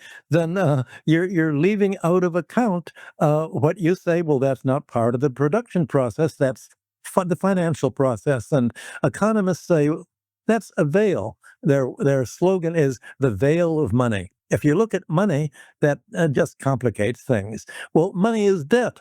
All the money in your pocket is technically a government debt. The money, your bank account is a debt. There's a balance sheet. Well, if you look at the economy without looking at the dynamic of debt, you see that the dynamic of debt is an exponential growth. That's compound interest. And every rate of interest is a doubling time. And the economies don't grow this fast. They grow in an S curve, and they cannot keep up with paying the debt. Now, I think we had an early interview about Babylonia, and the Babylonians had a much more mathematically sophisticated idea of the business cycle than you have in the National Bureau of Economic Research today. The modern theory of the business cycle is it's a cycle. It's like a sine curve, steady up and down. You have you have a boom, then you have it goes into recession, but then there are automatic stabilizers that create another boom, and that develops instabilities, mainly more and more debt, and that causes a recession. But then automatic stabilizers keep it going steadily. The Babylonians knew this was not the case. They had we have the mathematical studies that they had for their agrarian economy and pastoral economy, such as the growth of herds was an S curve tapering off. We have the mathematics, the economic mathematics they taught scribal students. How long does it take a debt to double? How long to quadruple? Well, it doubles in 5 years. It quadruples in 10 years. It multiplies 8 times in 15 years, 16 times, all the way up to 64 times in 30 years. So the Babylonians knew that the rate of debt growth meaning at the same time, the amount of money owed to the creditors was far greater than the economy was able to pay. So the Babylonians didn't. They didn't have any Milton Friedman or an anti-government neoliberal to advise them, and so they said, "All right, we don't want debts to grow so fast that number one, the debtors lose their land." They have to move into subject themselves to bondage, and you have the creditors ending up with the land, controlling labor, and then the creditors get so strong that they become an oligarchy, and they overthrow us, the rulers, to take over the government themselves. Well, that's what happened in classical Greece and Rome. Is happened. Well, the if you look at these same dynamics today, uh, every business cycle since World War II has started from a higher and higher and higher level of debt to income, debt to wealth. It's become more and more top heavy. And the result of this increasing debt relative to the economy's ability to grow is that every recovery has been weaker than the former recovery. And every depression has been a deeper and steeper. It's like trying to drive a car with your foot on the brake, and the brake is debt. The money, the increasing debt service, interest, and principal that economies have to pay to the creditor class. Well, if you look at business cycles and realize this secular role of debt growing of its own momentum, then you don't have a theory of business cycles anymore. You have a theory of economic crisis, and that if you have most of the university economics department subsidized by donors from the financial class, they are not interested in financing a body of economic analysis that shows that the economy is going to slow down and grow slower and slower and then crash as a result of the overgrowth of debt, largely to the combination of the domestic banking class and behind it, the international banking class. There goes your whole theory of international trade being in balance and economic models. For which Nobel Prizes are given, are all about a model that shows that the economies self-stabilizing. In other words, you don't need government. You don't need government to do anything. The economies will take care of themselves. You don't need a government to regulate finance. You don't need the government to be like it is in China. The government creates the money and manages the credit system to finance in actual capital formation, factories, machinery, public infrastructure to increase living standards. You just let it do what it's doing. Stock buybacks, dividend payouts to make wealth financially in the form of rising stock and bond prices and capital gains instead of actual tangible capital formation. So the whole function of modern economic analysis and business cycle theory is to distract attention from the role that the financial sector plays in taking control of government to a point where an increasing share of government revenue has to be earmarked away from domestic spending towards paying the international creditor class that uses its money to essentially make yet more loans. Now, already in the mid 17th century, in 1752, Malachi Postlethwaite wrote a big study of, yes, great name. He said, well, when England has to pay Dutch creditors, these creditors don't spend their money back in England. What do they spend it for? They make more loans, getting us more into debt, but they're so rich, they're not going to spend money on British goods and services. They're going to spend money, first of all, either on financial investment, or they're going to buy prestige real estate. And if they buy real estate in England, it's going to be in London.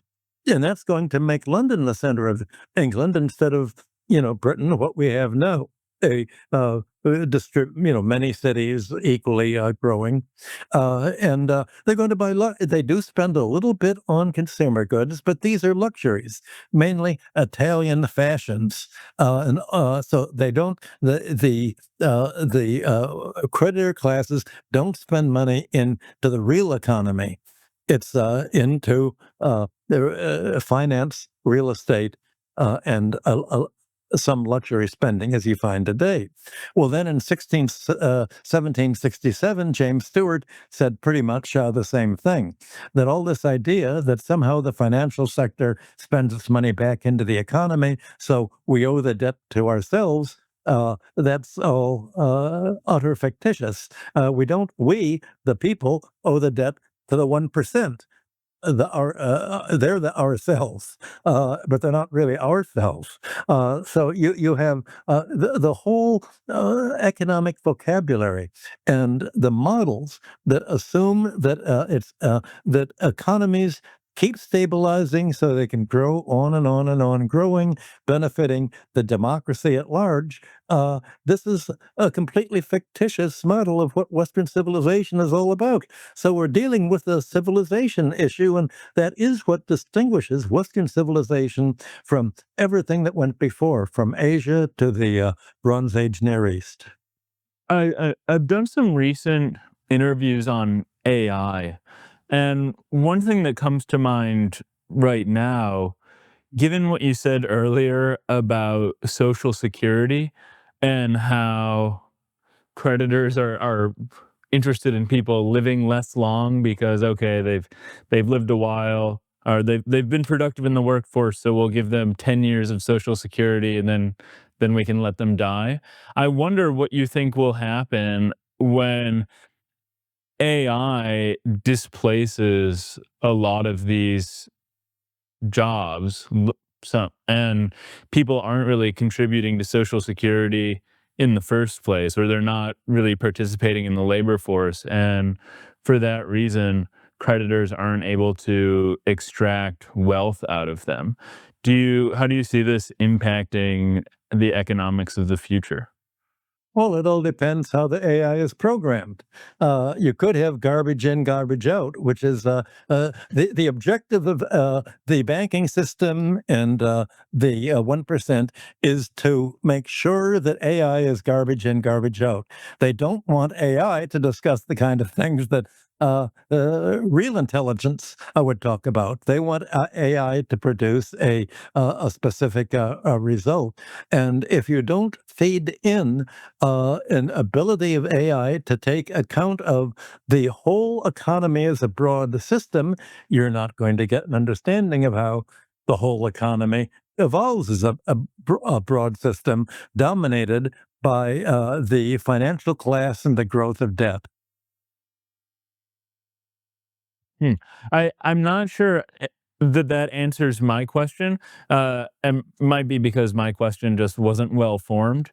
But what I'm wondering is, I guess, just to put it quite broadly, how you view artificial intelligence impacting jobs and financial security of people over the decades to come. Yeah, I think when you're talking about AI and jobs, you're really talking about robotics, because it's robots that are uh, programmed to do the job that was previously done by manual labor.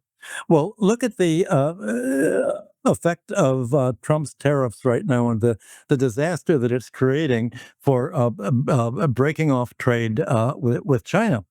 Uh, Beginning in the 1990s, the United States wanted to offshore labor to offshore production to low wage labor to get low wage labor, and they shifted most production to Asia, especially to China.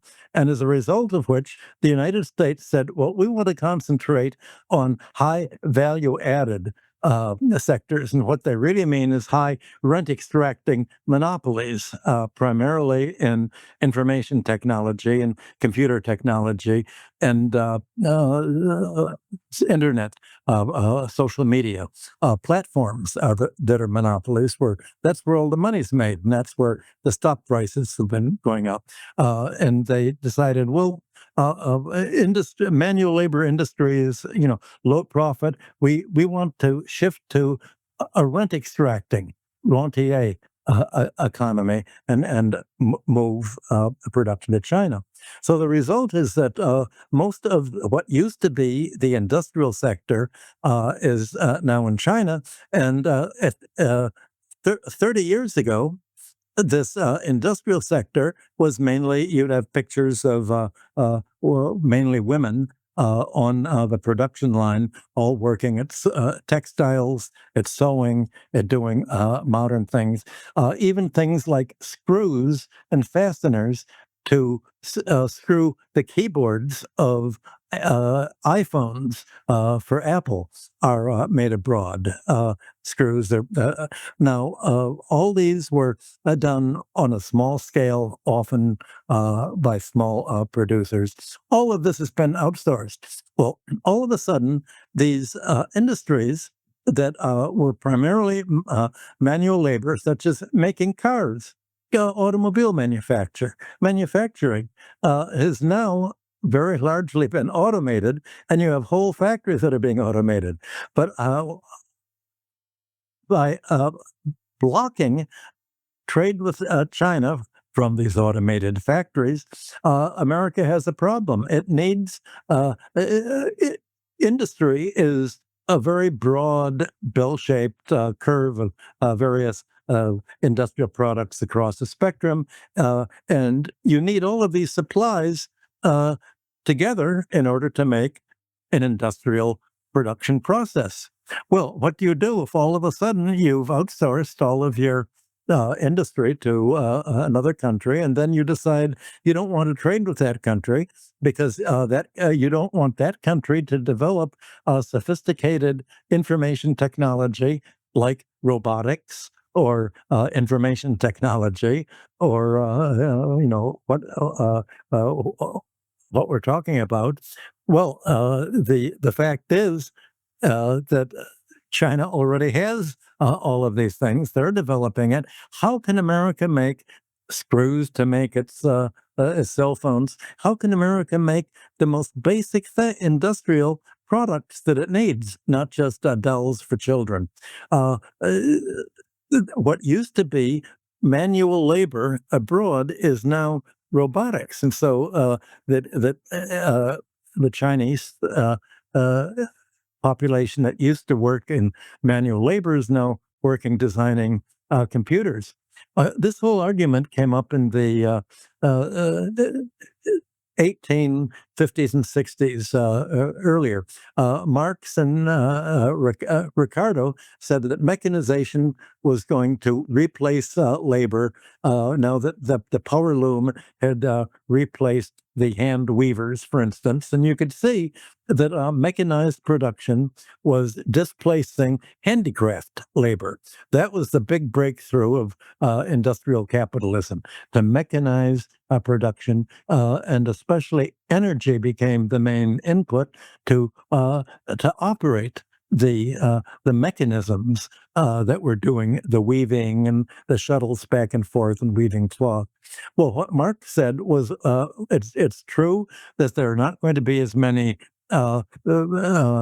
handicraft labor as before, but there are two sections of the labor force. One is handicraft, and the other is going to be designing the machinery to do all of this. Well, to some extent, there's going to be a retraining of the population to design this machinery.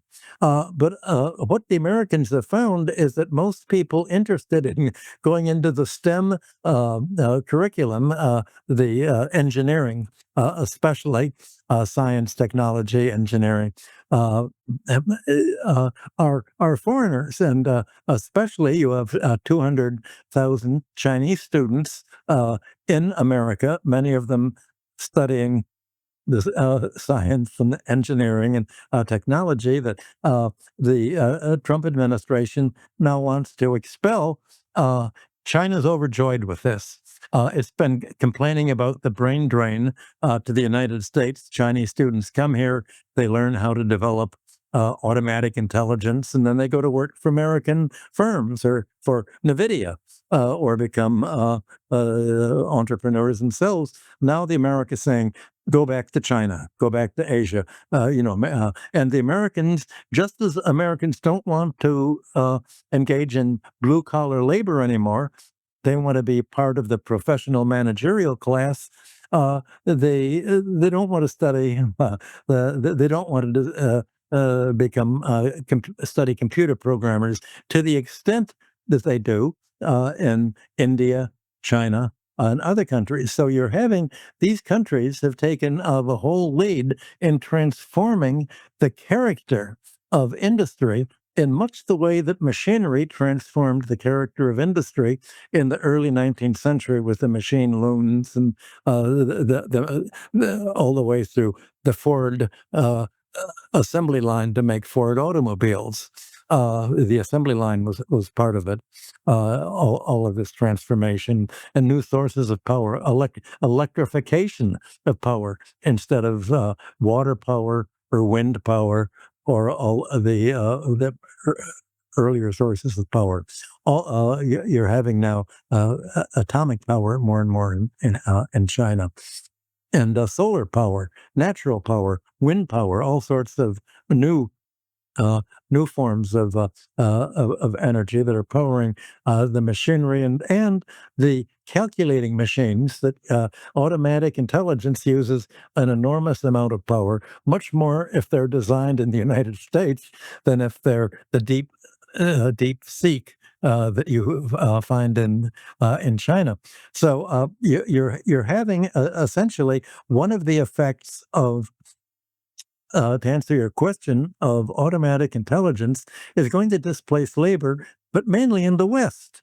Uh, it'll displace labor much less in China and Asia, India, these countries, because they're already going into designing automatic intelligence and mechanization and robotics that are going to be doing the work that was hitherto being done by manual labor.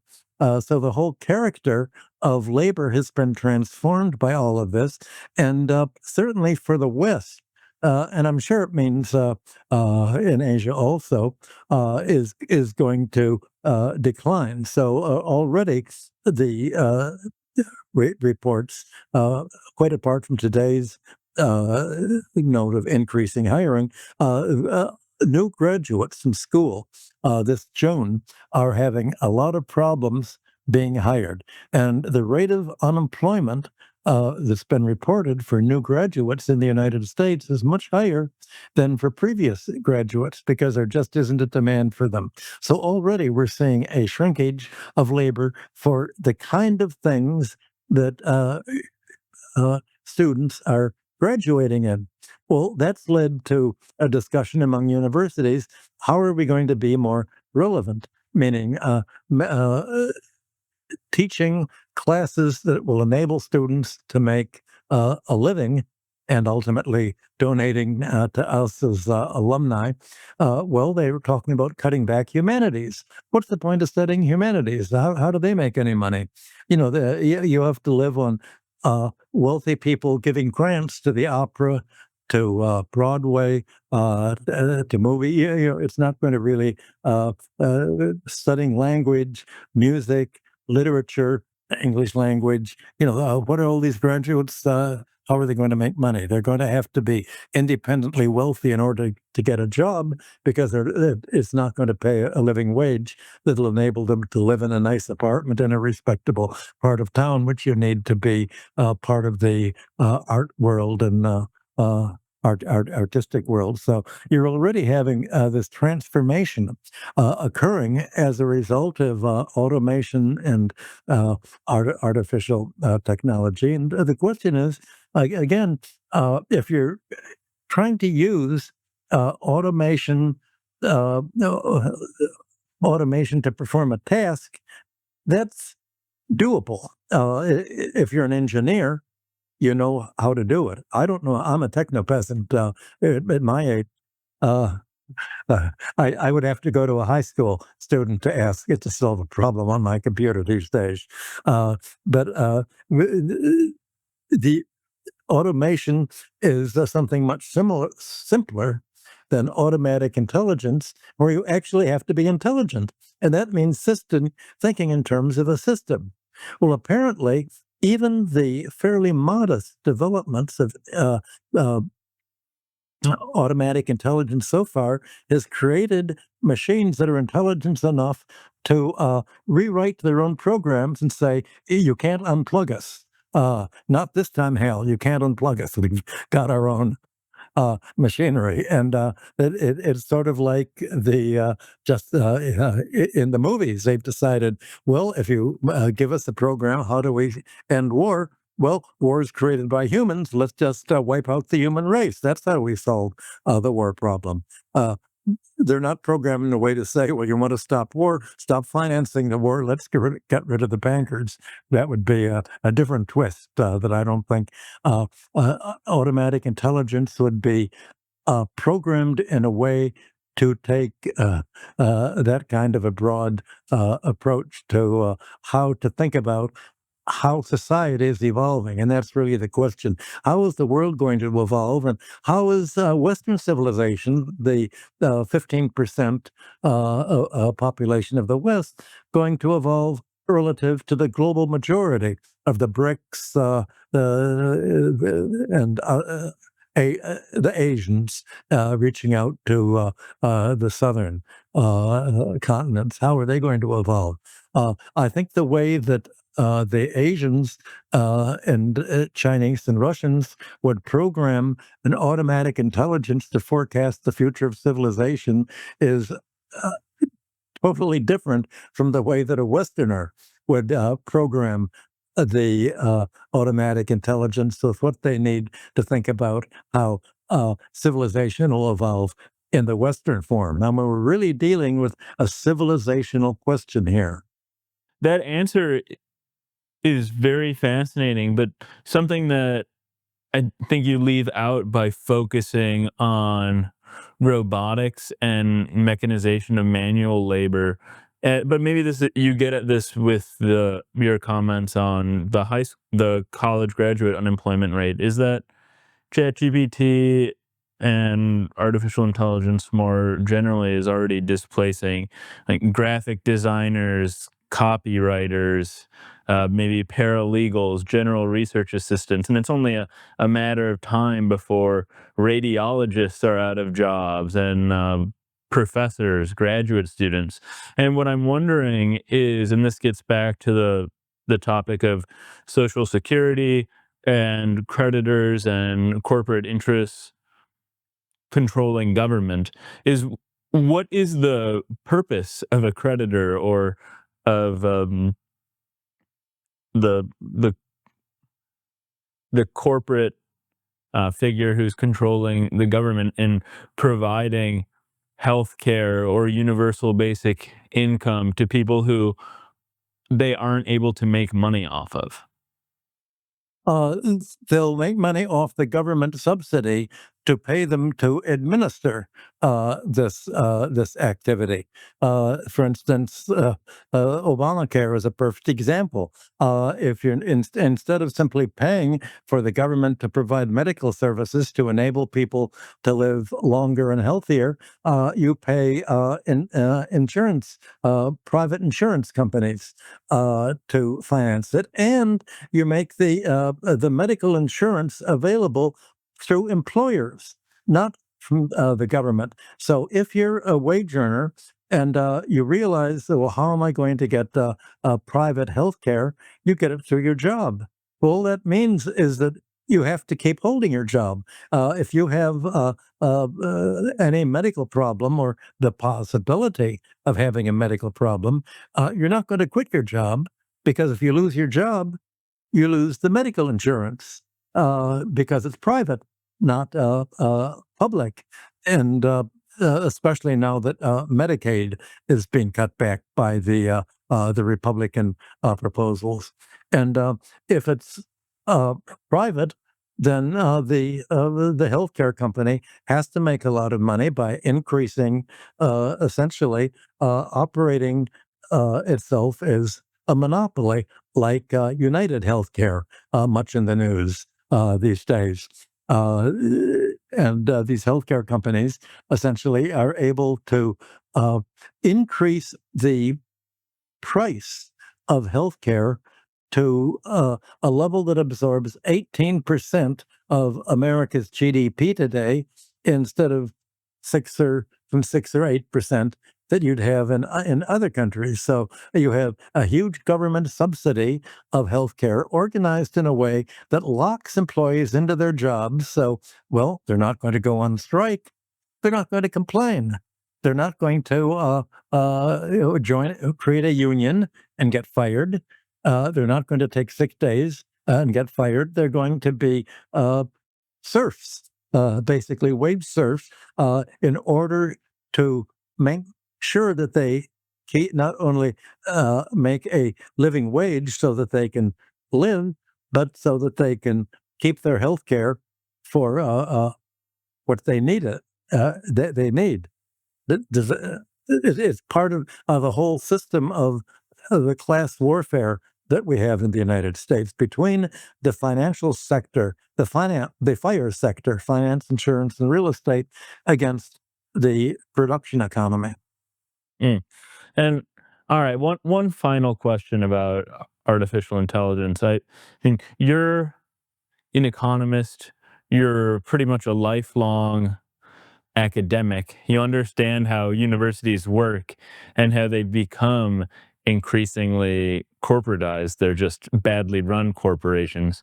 I wonder how you see artificial intelligence as affecting the future of the university, not just on the education side, where, I mean, lots of courses could be taught pretty well, I think, by AI, and if not the AI of today, the AI of a few years from now. But even the research, surely you need humans at this point to be running certain labs, but you don't necessarily need a human to comb all of the papers on some topic in philosophy and come up with a literature review on it. I'm so old-fashioned. I think that there is a personal relationship between students and teachers. I had a number of very good relationships with some of my teachers that, if they were just machines, I wouldn't have had these relationships. These are people that I often had lunch with or dinner with, and who are sort of mentors. You have that mentorship of teaching. You have, I mean, to me, there's something about being able to uh, absorb knowledge when somebody's talking. It's like, for me, teaching or giving a lecture is almost as much telepathy as just reading the words or the subtitles. It's there's something I won't. It's obviously not telepathic, but there's a way of absorbing something through personal teaching that really makes a difference. Uh, I remember when I was teaching, people would gradually walk out of the classes of one of the other teachers that had a philosophical bent for economics, and would walk into my class. So at the end of my class, it was much bigger than it was at the beginning, even though everybody came in on time for my class. Their students know when they're getting something, and there is a personal element of teaching.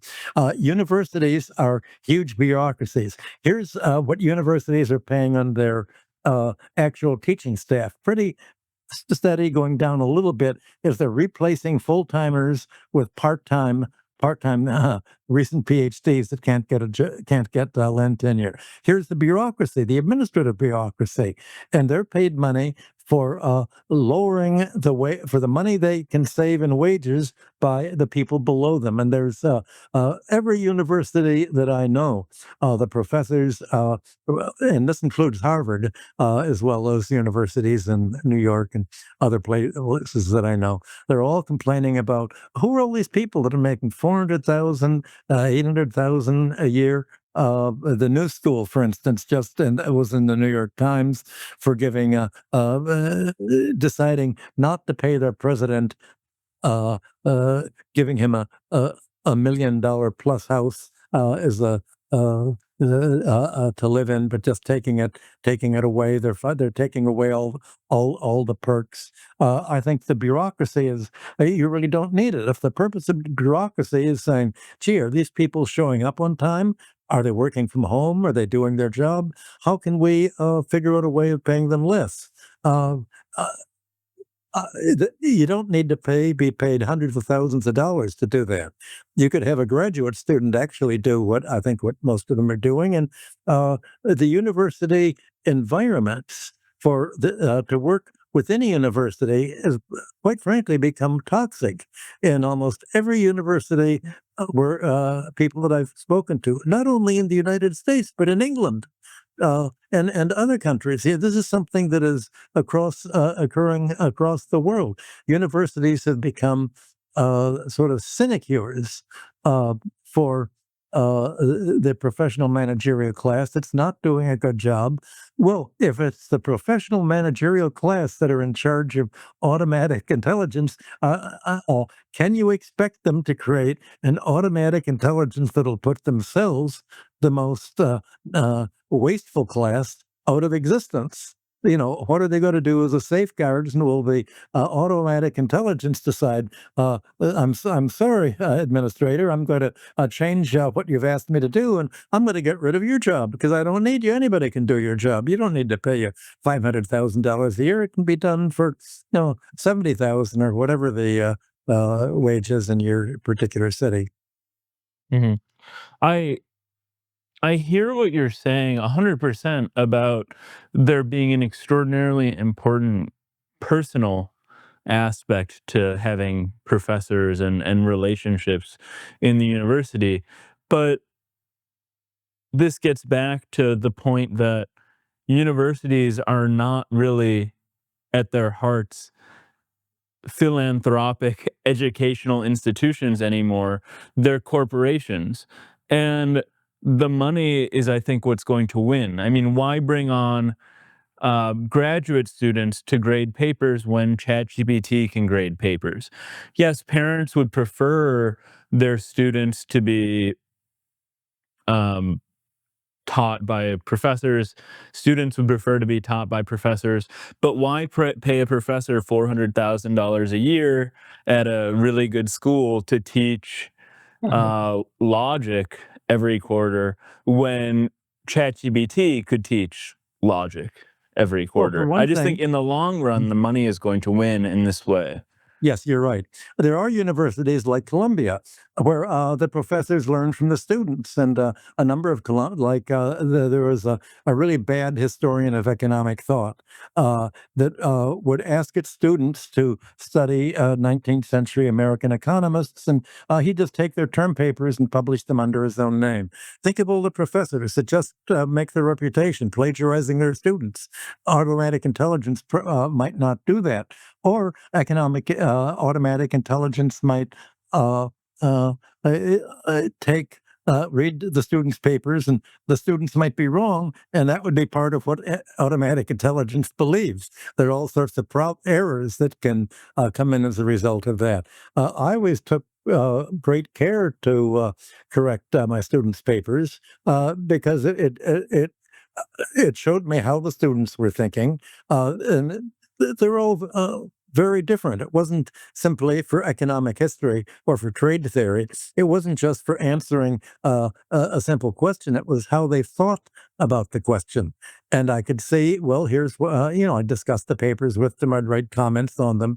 No, here's a way of thinking about the question. Some students would dig up quotations that I found very helpful in my own work. There was there was an interaction, certainly between myself and the students. Uh, Maybe it's different, and as you get into philosophy, I don't know what to think there. Uh, it's not like you're correcting a algebra test paper. As you get more creative in graduate school, I think you certainly need more of a human input. I can't even imagine at present automatic intelligence doing something, and especially if how you write in the ideology for automatic. Suppose you were you were teaching political science, and you were asking for papers about the Near East. Well, can you imagine what automatic intelligence would insist that or how to grade students that didn't follow the party line when it came to the Near East? You can imagine the same thing in economics. What about an economic student that would bring up the kind of questions that I bring up? They'd say, "Well, that's not really what we're talking about at all. We're going to not give you credit for that. That's not the answer that we wanted to hear." Uh, Hmm. you got Yeah, the my concern though in this regard, it's not really that again, the GPT of today is going to replace professors or intellectuals. It's the GPT of whatever it's replaced by 5 years from now or 10 years from now. It just seems things are evolving at such a rapid pace that these concerns we have right now are going to be like pitiful in 5 or 10 years, given what's capable, what it might be capable of.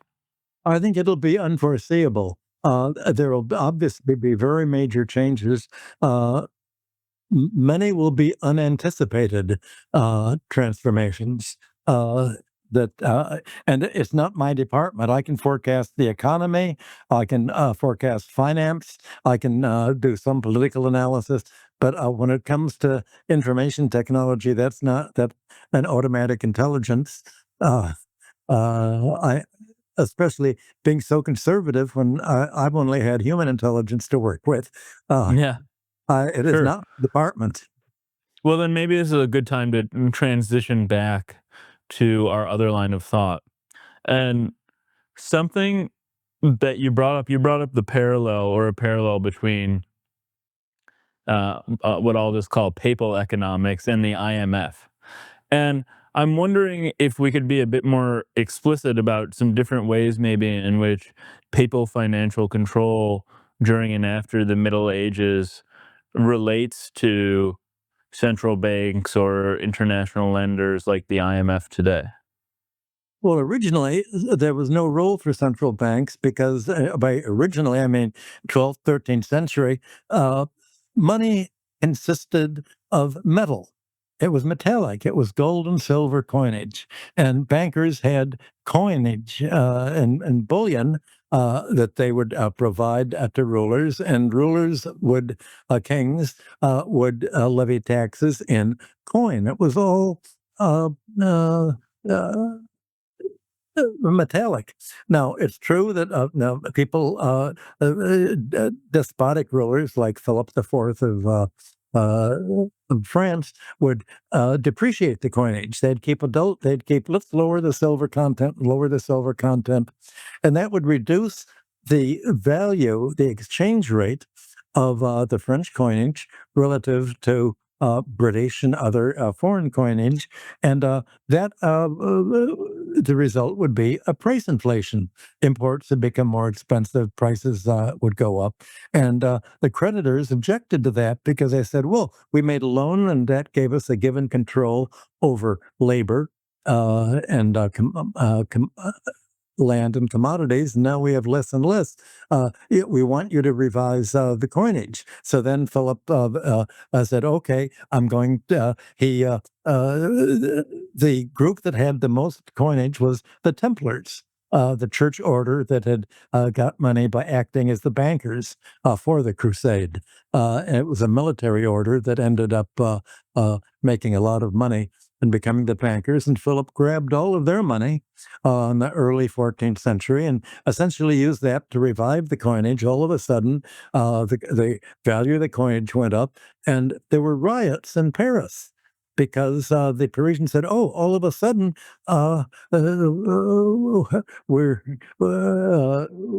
we don't have the wages that we had before to pay the debts that we took on at a much higher price level than before, and we're being squeezed." So yeah, you had this shift in policy, but it was all within gold coinage. The great transformation occurred in the 1690s with the Bank of England. And the Bank of England had a radical transformation. The problem that all of the creditor classes and the banking classes had was that government debt, as I said, tending to increase faster than the ability to be paid. And so, what the Bank of England did, and to some extent, this I think this is unanticipated. They issued for 1.2 million pounds sterling the privilege of they bought from the government or lent the government 1.2 million. Part of it could be paid in the form of government debt, and so the Bank of England held 1.2 million of government IOUs, government debt, as its founding capital. Well, the government debt on the debit side of the balance sheet became the asset of the Bank of England. And then it used this asset as the basis for lending out money for letters of credit to make money by bank loans to merchants for trade, and also to invest in buying yet more government bonds that would pay them more money when the government insisted in borrowing to go to war yet again. So you had all of a sudden government debt, instead of being just a burden on the economy to be balanced against the gold and silver, money stopped being tied to the volume of gold and silver, and the government debt became the backing for bank money. The notes issued by the Bank of England, the paper money notes, were backed by the bank's holding of government debt. So somehow you had government debt becoming the basis of money. And by making government debt the basis of money, that could be unlimited. And all of a sudden you had the possibility of an unlimited growth in the money supply beyond the ability of gold and silver reserves to keep pace with this debt. And so you no longer had runs on the banks as saying there's not enough gold and silver in the economy because if the banks held government debt, that was enough of an asset. And the governments created value for this debt by accepting the paper banknotes in payment of taxes. And the value of money ceased to be based on the silver or gold content, mainly the silver content, and more on the ability of governments to accept it in taxes. And if you could use a banknote backed by government debt to pay the taxes that you owed to the government, then this gave value to money. And even though the value no longer had a physical cost of production of the labor needed to dig up and mine gold or silver to make coinage out of, it had a social backing in the form of government debt. So the whole basis of the banking system and central banks became government debt, not money. And that transformation of money enabled the whole takeoff of government debt to occur and debt throughout the whole economy. And it moved into a basis of paper, and the paper that really means money became a balance sheet. If you have a holding of silver, or if you bought gold and have a gold 1 ounce gold coin, that's a pure asset. There's no debt to that. But if you have a government bond or a bank account where the bank holds its reserves in government bonds, then you have an asset with a debt attached to it. And money and debt go together now. Instead of just money going up as a metallic asset, you have money and debt growing symbiotically. And this debt began by being primarily the government's own debt, but also it became the debt, mercantile debt. The Bank of England would say, well, we've lent money for, in America, it's called the real bills doctrine, bills to finance trade, foreign trade, domestic trade in products that already are in existence. And you need debt to finance something from the exporter to be paid by the importer when the importer receives this. And so money took on the character of a balance sheet relationship. And the way to think about money, debt,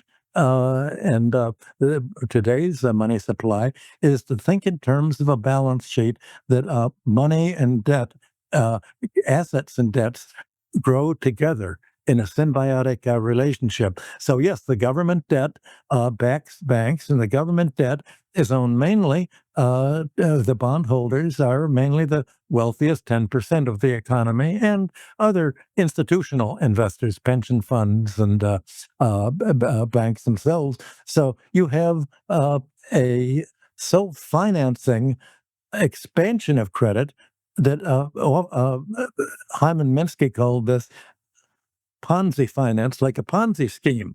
The value of what gives value to this debt is there's always it needs more and more interest payments, and so you need to make the banking system needs to make more and more loans to get more and more interest to create more and more debt to create the bank money that it creates, and it's all a self. Expanding credit system, but the expansion of credit that's owed by the debtor class, people who borrow, finds its counterpart in the assets held by the savings class, the 1%, the 10% of the economy. So there's a financial polarization of wealth, and wealth takes an increasingly financial form of stock and bond prices and creating capital gains in these prices of stocks and bonds instead of gold and silver and a pure asset. Well, that's why right now, when you're having a threatened breakdown of the government debt system and the inability to pay the creditors what the creditors are owed, all of a sudden you're seeing today a flight out of paper debt, and especially out of the United States government debt and private sector debt into gold, which is why you're finding gold prices go up so much. So now you're having a reversion back to the pre-17th century the revolution. Hmm. And if I guess this is kind of a bit more of a rhetorical question, but am I right that you would say that the financial and political system in the United States have developed to favor the creditor over the debtor? Of course, that's Of what course. Aristotle said. And Aristotle said that every economy, the constitutions all claim to be democracies, but in reality, they're oligarchies. mhm. And what I wanted to ask was, I know this is the subject of many, many books, but first, just in brief, how what the main tenets are of these systems that support the creditor over the debtor. And then after that, is it even conceivable to think of a way of organizing these systems so that they are more favorable toward the debtor than the creditor? Well, that's what China did. When Mao had the revolution, he drove out the wealthy class, the creditor class. They moved to Taiwan, and because it was a communist revolution, how was the government going to finance what it was doing? Well, it didn't have a domestic banking class or financial class to borrow from, so the Chinese government kept money as a public utility in the public domain. And the legacy of that is that the Bank of China creates money and supervises the domestic credit system. And it does although it's extended money to banks to lend for a real estate bubble as a result of the problems of its tax system, hasn't created a system that makes money financially. It doesn't lend money to companies to go into debt to buy other countries, break them up, sell them into parts, and essentially do what private capital does in the United States, just close them down. The Chinese will create government money to build infrastructure, to build factories, to hire and employ labor, but it won't to make money in the production sector and the public infrastructure sector, not in the to make money in purely financial ways at the expense of the economy, such as you're finding in the United States, where the financial sector has a business plan that is based on deindustrializing the United States. It's the financial sector that's deindustrializing the United States by choosing to create an economy whose tax system encourages making money financially or by real estate and property ownership, not by creating new means of production, not by setting up a business and a factory and buying raw materials and borrowing to hire labor to produce more industrial products. All it's been outsourced to Asia. So it's left the United States without an industrial core to finance, but with an enormous financial sector that's making loans to create wealth in a way that does not involve production, and that's why you have almost all of the growth in wealth in America has all been financial form paid to the wealthiest 10%, not to the bottom 90% of the economy. That's the difference. Hmm. And at this point, given where we are right now, the current regime, the current budget that we discussed a little bit earlier, do you see any realistic path for modern economies, this one in particular, to reclaim a more public control over money and credit? That would take a revolution.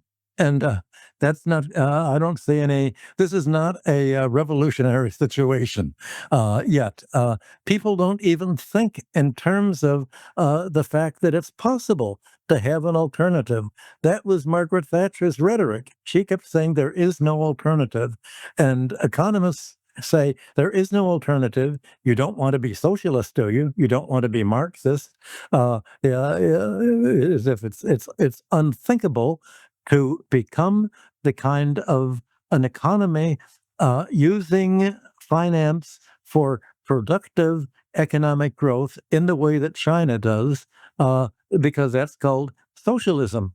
And as a democracy, we're an oligarchy. We're the exact opposite of socialism. And the Americans have defined a free market as one without any government interference. The government doesn't create money. The central bank creates money. And the role of the central bank in the United States was created to take control of money out of the hands of the Treasury and put it in the hands of its member banks and central banks, starting with the Federal Reserve as the basic model in 1913. Central banks protect their customers, the commercial banks.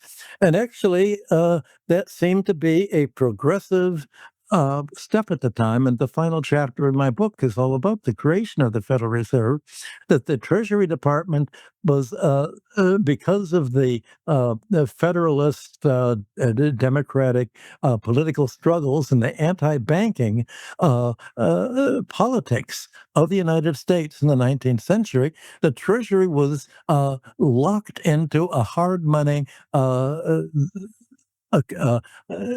philosophy where all of the big source of government revenue was increasingly the tariff, as Donald Trump has found. Before there was a income tax in 1913, and all the tariffs had to be paid in coin. In specie, meaning gold or silver coin. So the Treasury and the government finances were based uh, on coinage, and the problem was that this created a shortage of credit. You need paper credit in order to have enough credit to enable the economies to grow beyond the gold and the silver supply you had. And it was the banks that said, let us create paper currency. Well, the Democrats and much of the public said, we've seen what bankers do. Bankers are exploitative. They try to cheat. They're corrupt. They try to make money for themselves, not the economy. We don't want the banks to have any power at all. Leave it in the hands of the Treasury. Well, that became economically self-defeating. The government tried to solve the problem by monetizing silver, and is in silver mining increased the supply of silver. The price between silver and gold varied, and people would buy silver and convert it at the official price for gold, and just drain the gold out of the treasury. Bimetallism didn't work. You needed, if you're going to have a metallic currency, it has to be either silver or gold. It can't be both at a fixed rate. So otherwise you'll have arbitrage. And I describe all of the techniques of this in my chapter. I mean, I know I've moved very fast in this discussion, and people who have not studied the details of monetary history may not be able to follow it, but it's in my book explained much more clearly. You need a paper currency, and that means debt in order to have enough credit for the economy to work. To work. The problem is that the credit is on the debt side of the balance sheet is beyond the ability to pay, and the government is blocked from doing for America what the Babylonian rulers in the whole Bronze Age did, writing down the debts to the ability to pay. And once you realize that there's an inherent economic tendency in all economies for the last 5,000 years for debts to grow faster than the ability to pay, the problem is, what are you going to do when a debt can't be paid? There are two things. Either you impose the creditor law, and so you'll say, okay, if the debtor can't pay, the creditor gets to foreclose on the land, foreclose on their labor, foreclose on the property, and leave the creditor with nothing. We don't throw the debtor with nothing. We don't throw debtors in jail anymore, like we did in Charles Dickens' time in the 19th century. But we take their property and give it to the creditors.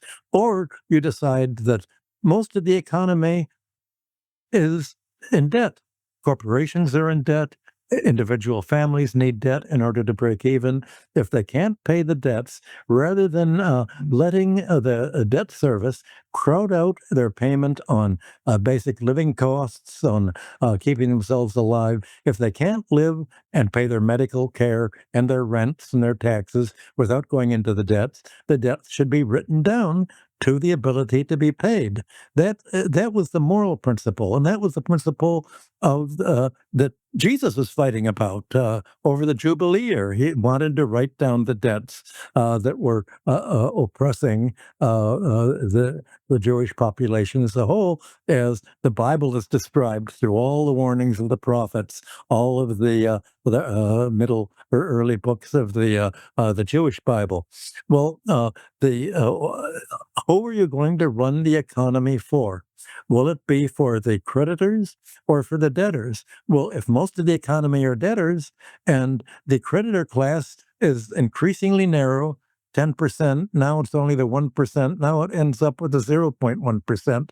You're going to have a polarized economy. And do you really want your financial system and your economy and your political system to concentrate all the wealth in the hands of a very small creditor class that's going to use its creditor claims on the government, on corporations, on families, and on public infrastructure to make money for itself? Or are you going to want credit to be used to make the economy grow?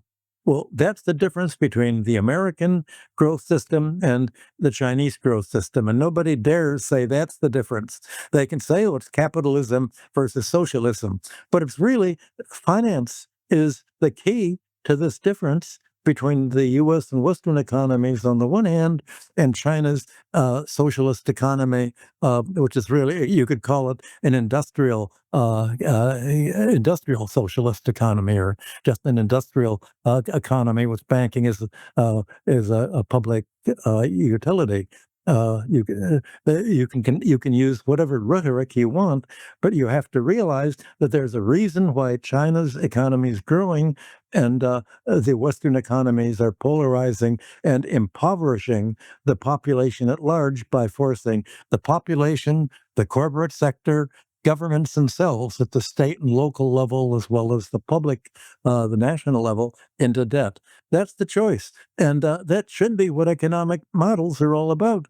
But if the economic models say economies work on barter, we'll leave money out of the picture and debt out of the picture because we owe the debt to ourselves, then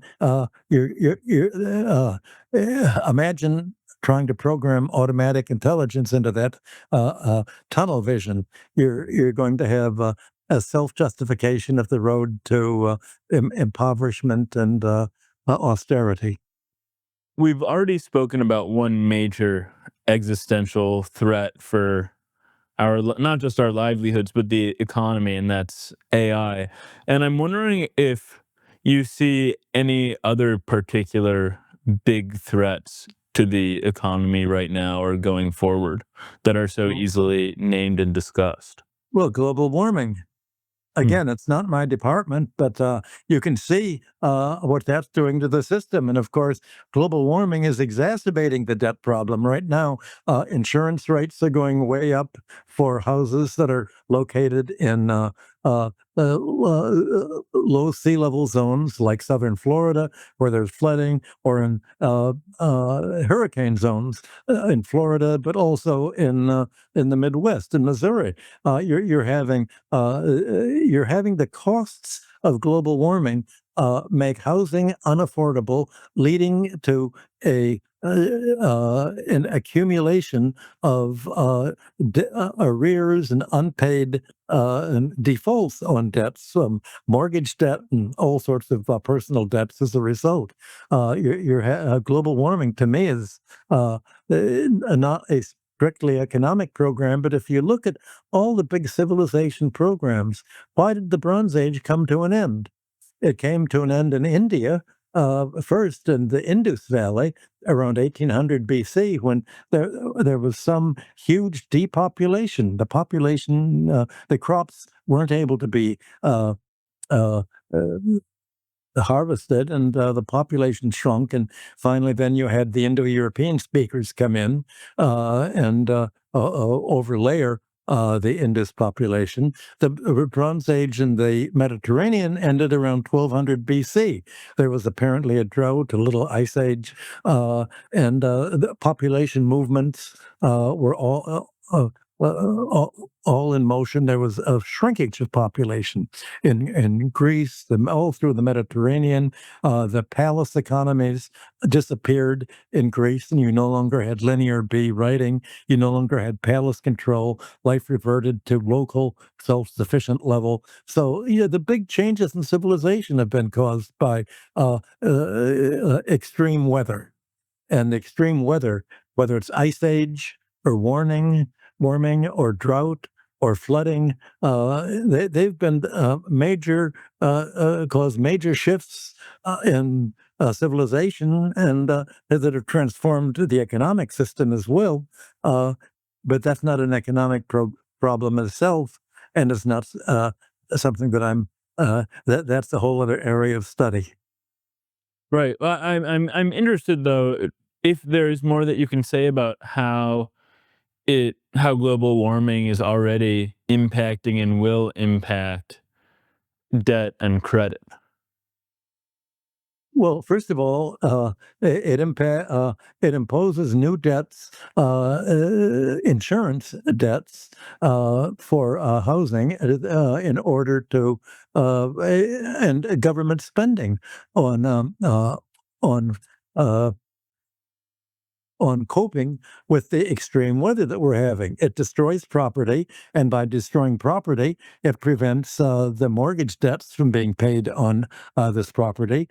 It's causing a shift in population that puts strains on the fiscal system of areas that are losing population. For countries like Bangladesh that are very much below sea level, it's causing just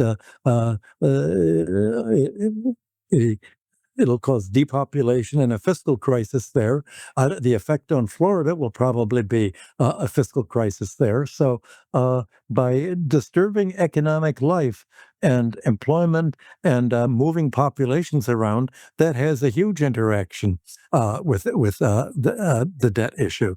Well, Michael, I always thoroughly enjoy talking to you. Our last couple of conversations have been in person, but it's still nice to see you virtually. And I know you've done recently some more work on the BRICS too. So the next time we'll have to touch on that a bit more. That's very good. I look forward to it. I love the way the discussion's gone. All right. Thanks again so much, Michael. Thank you, Robinson.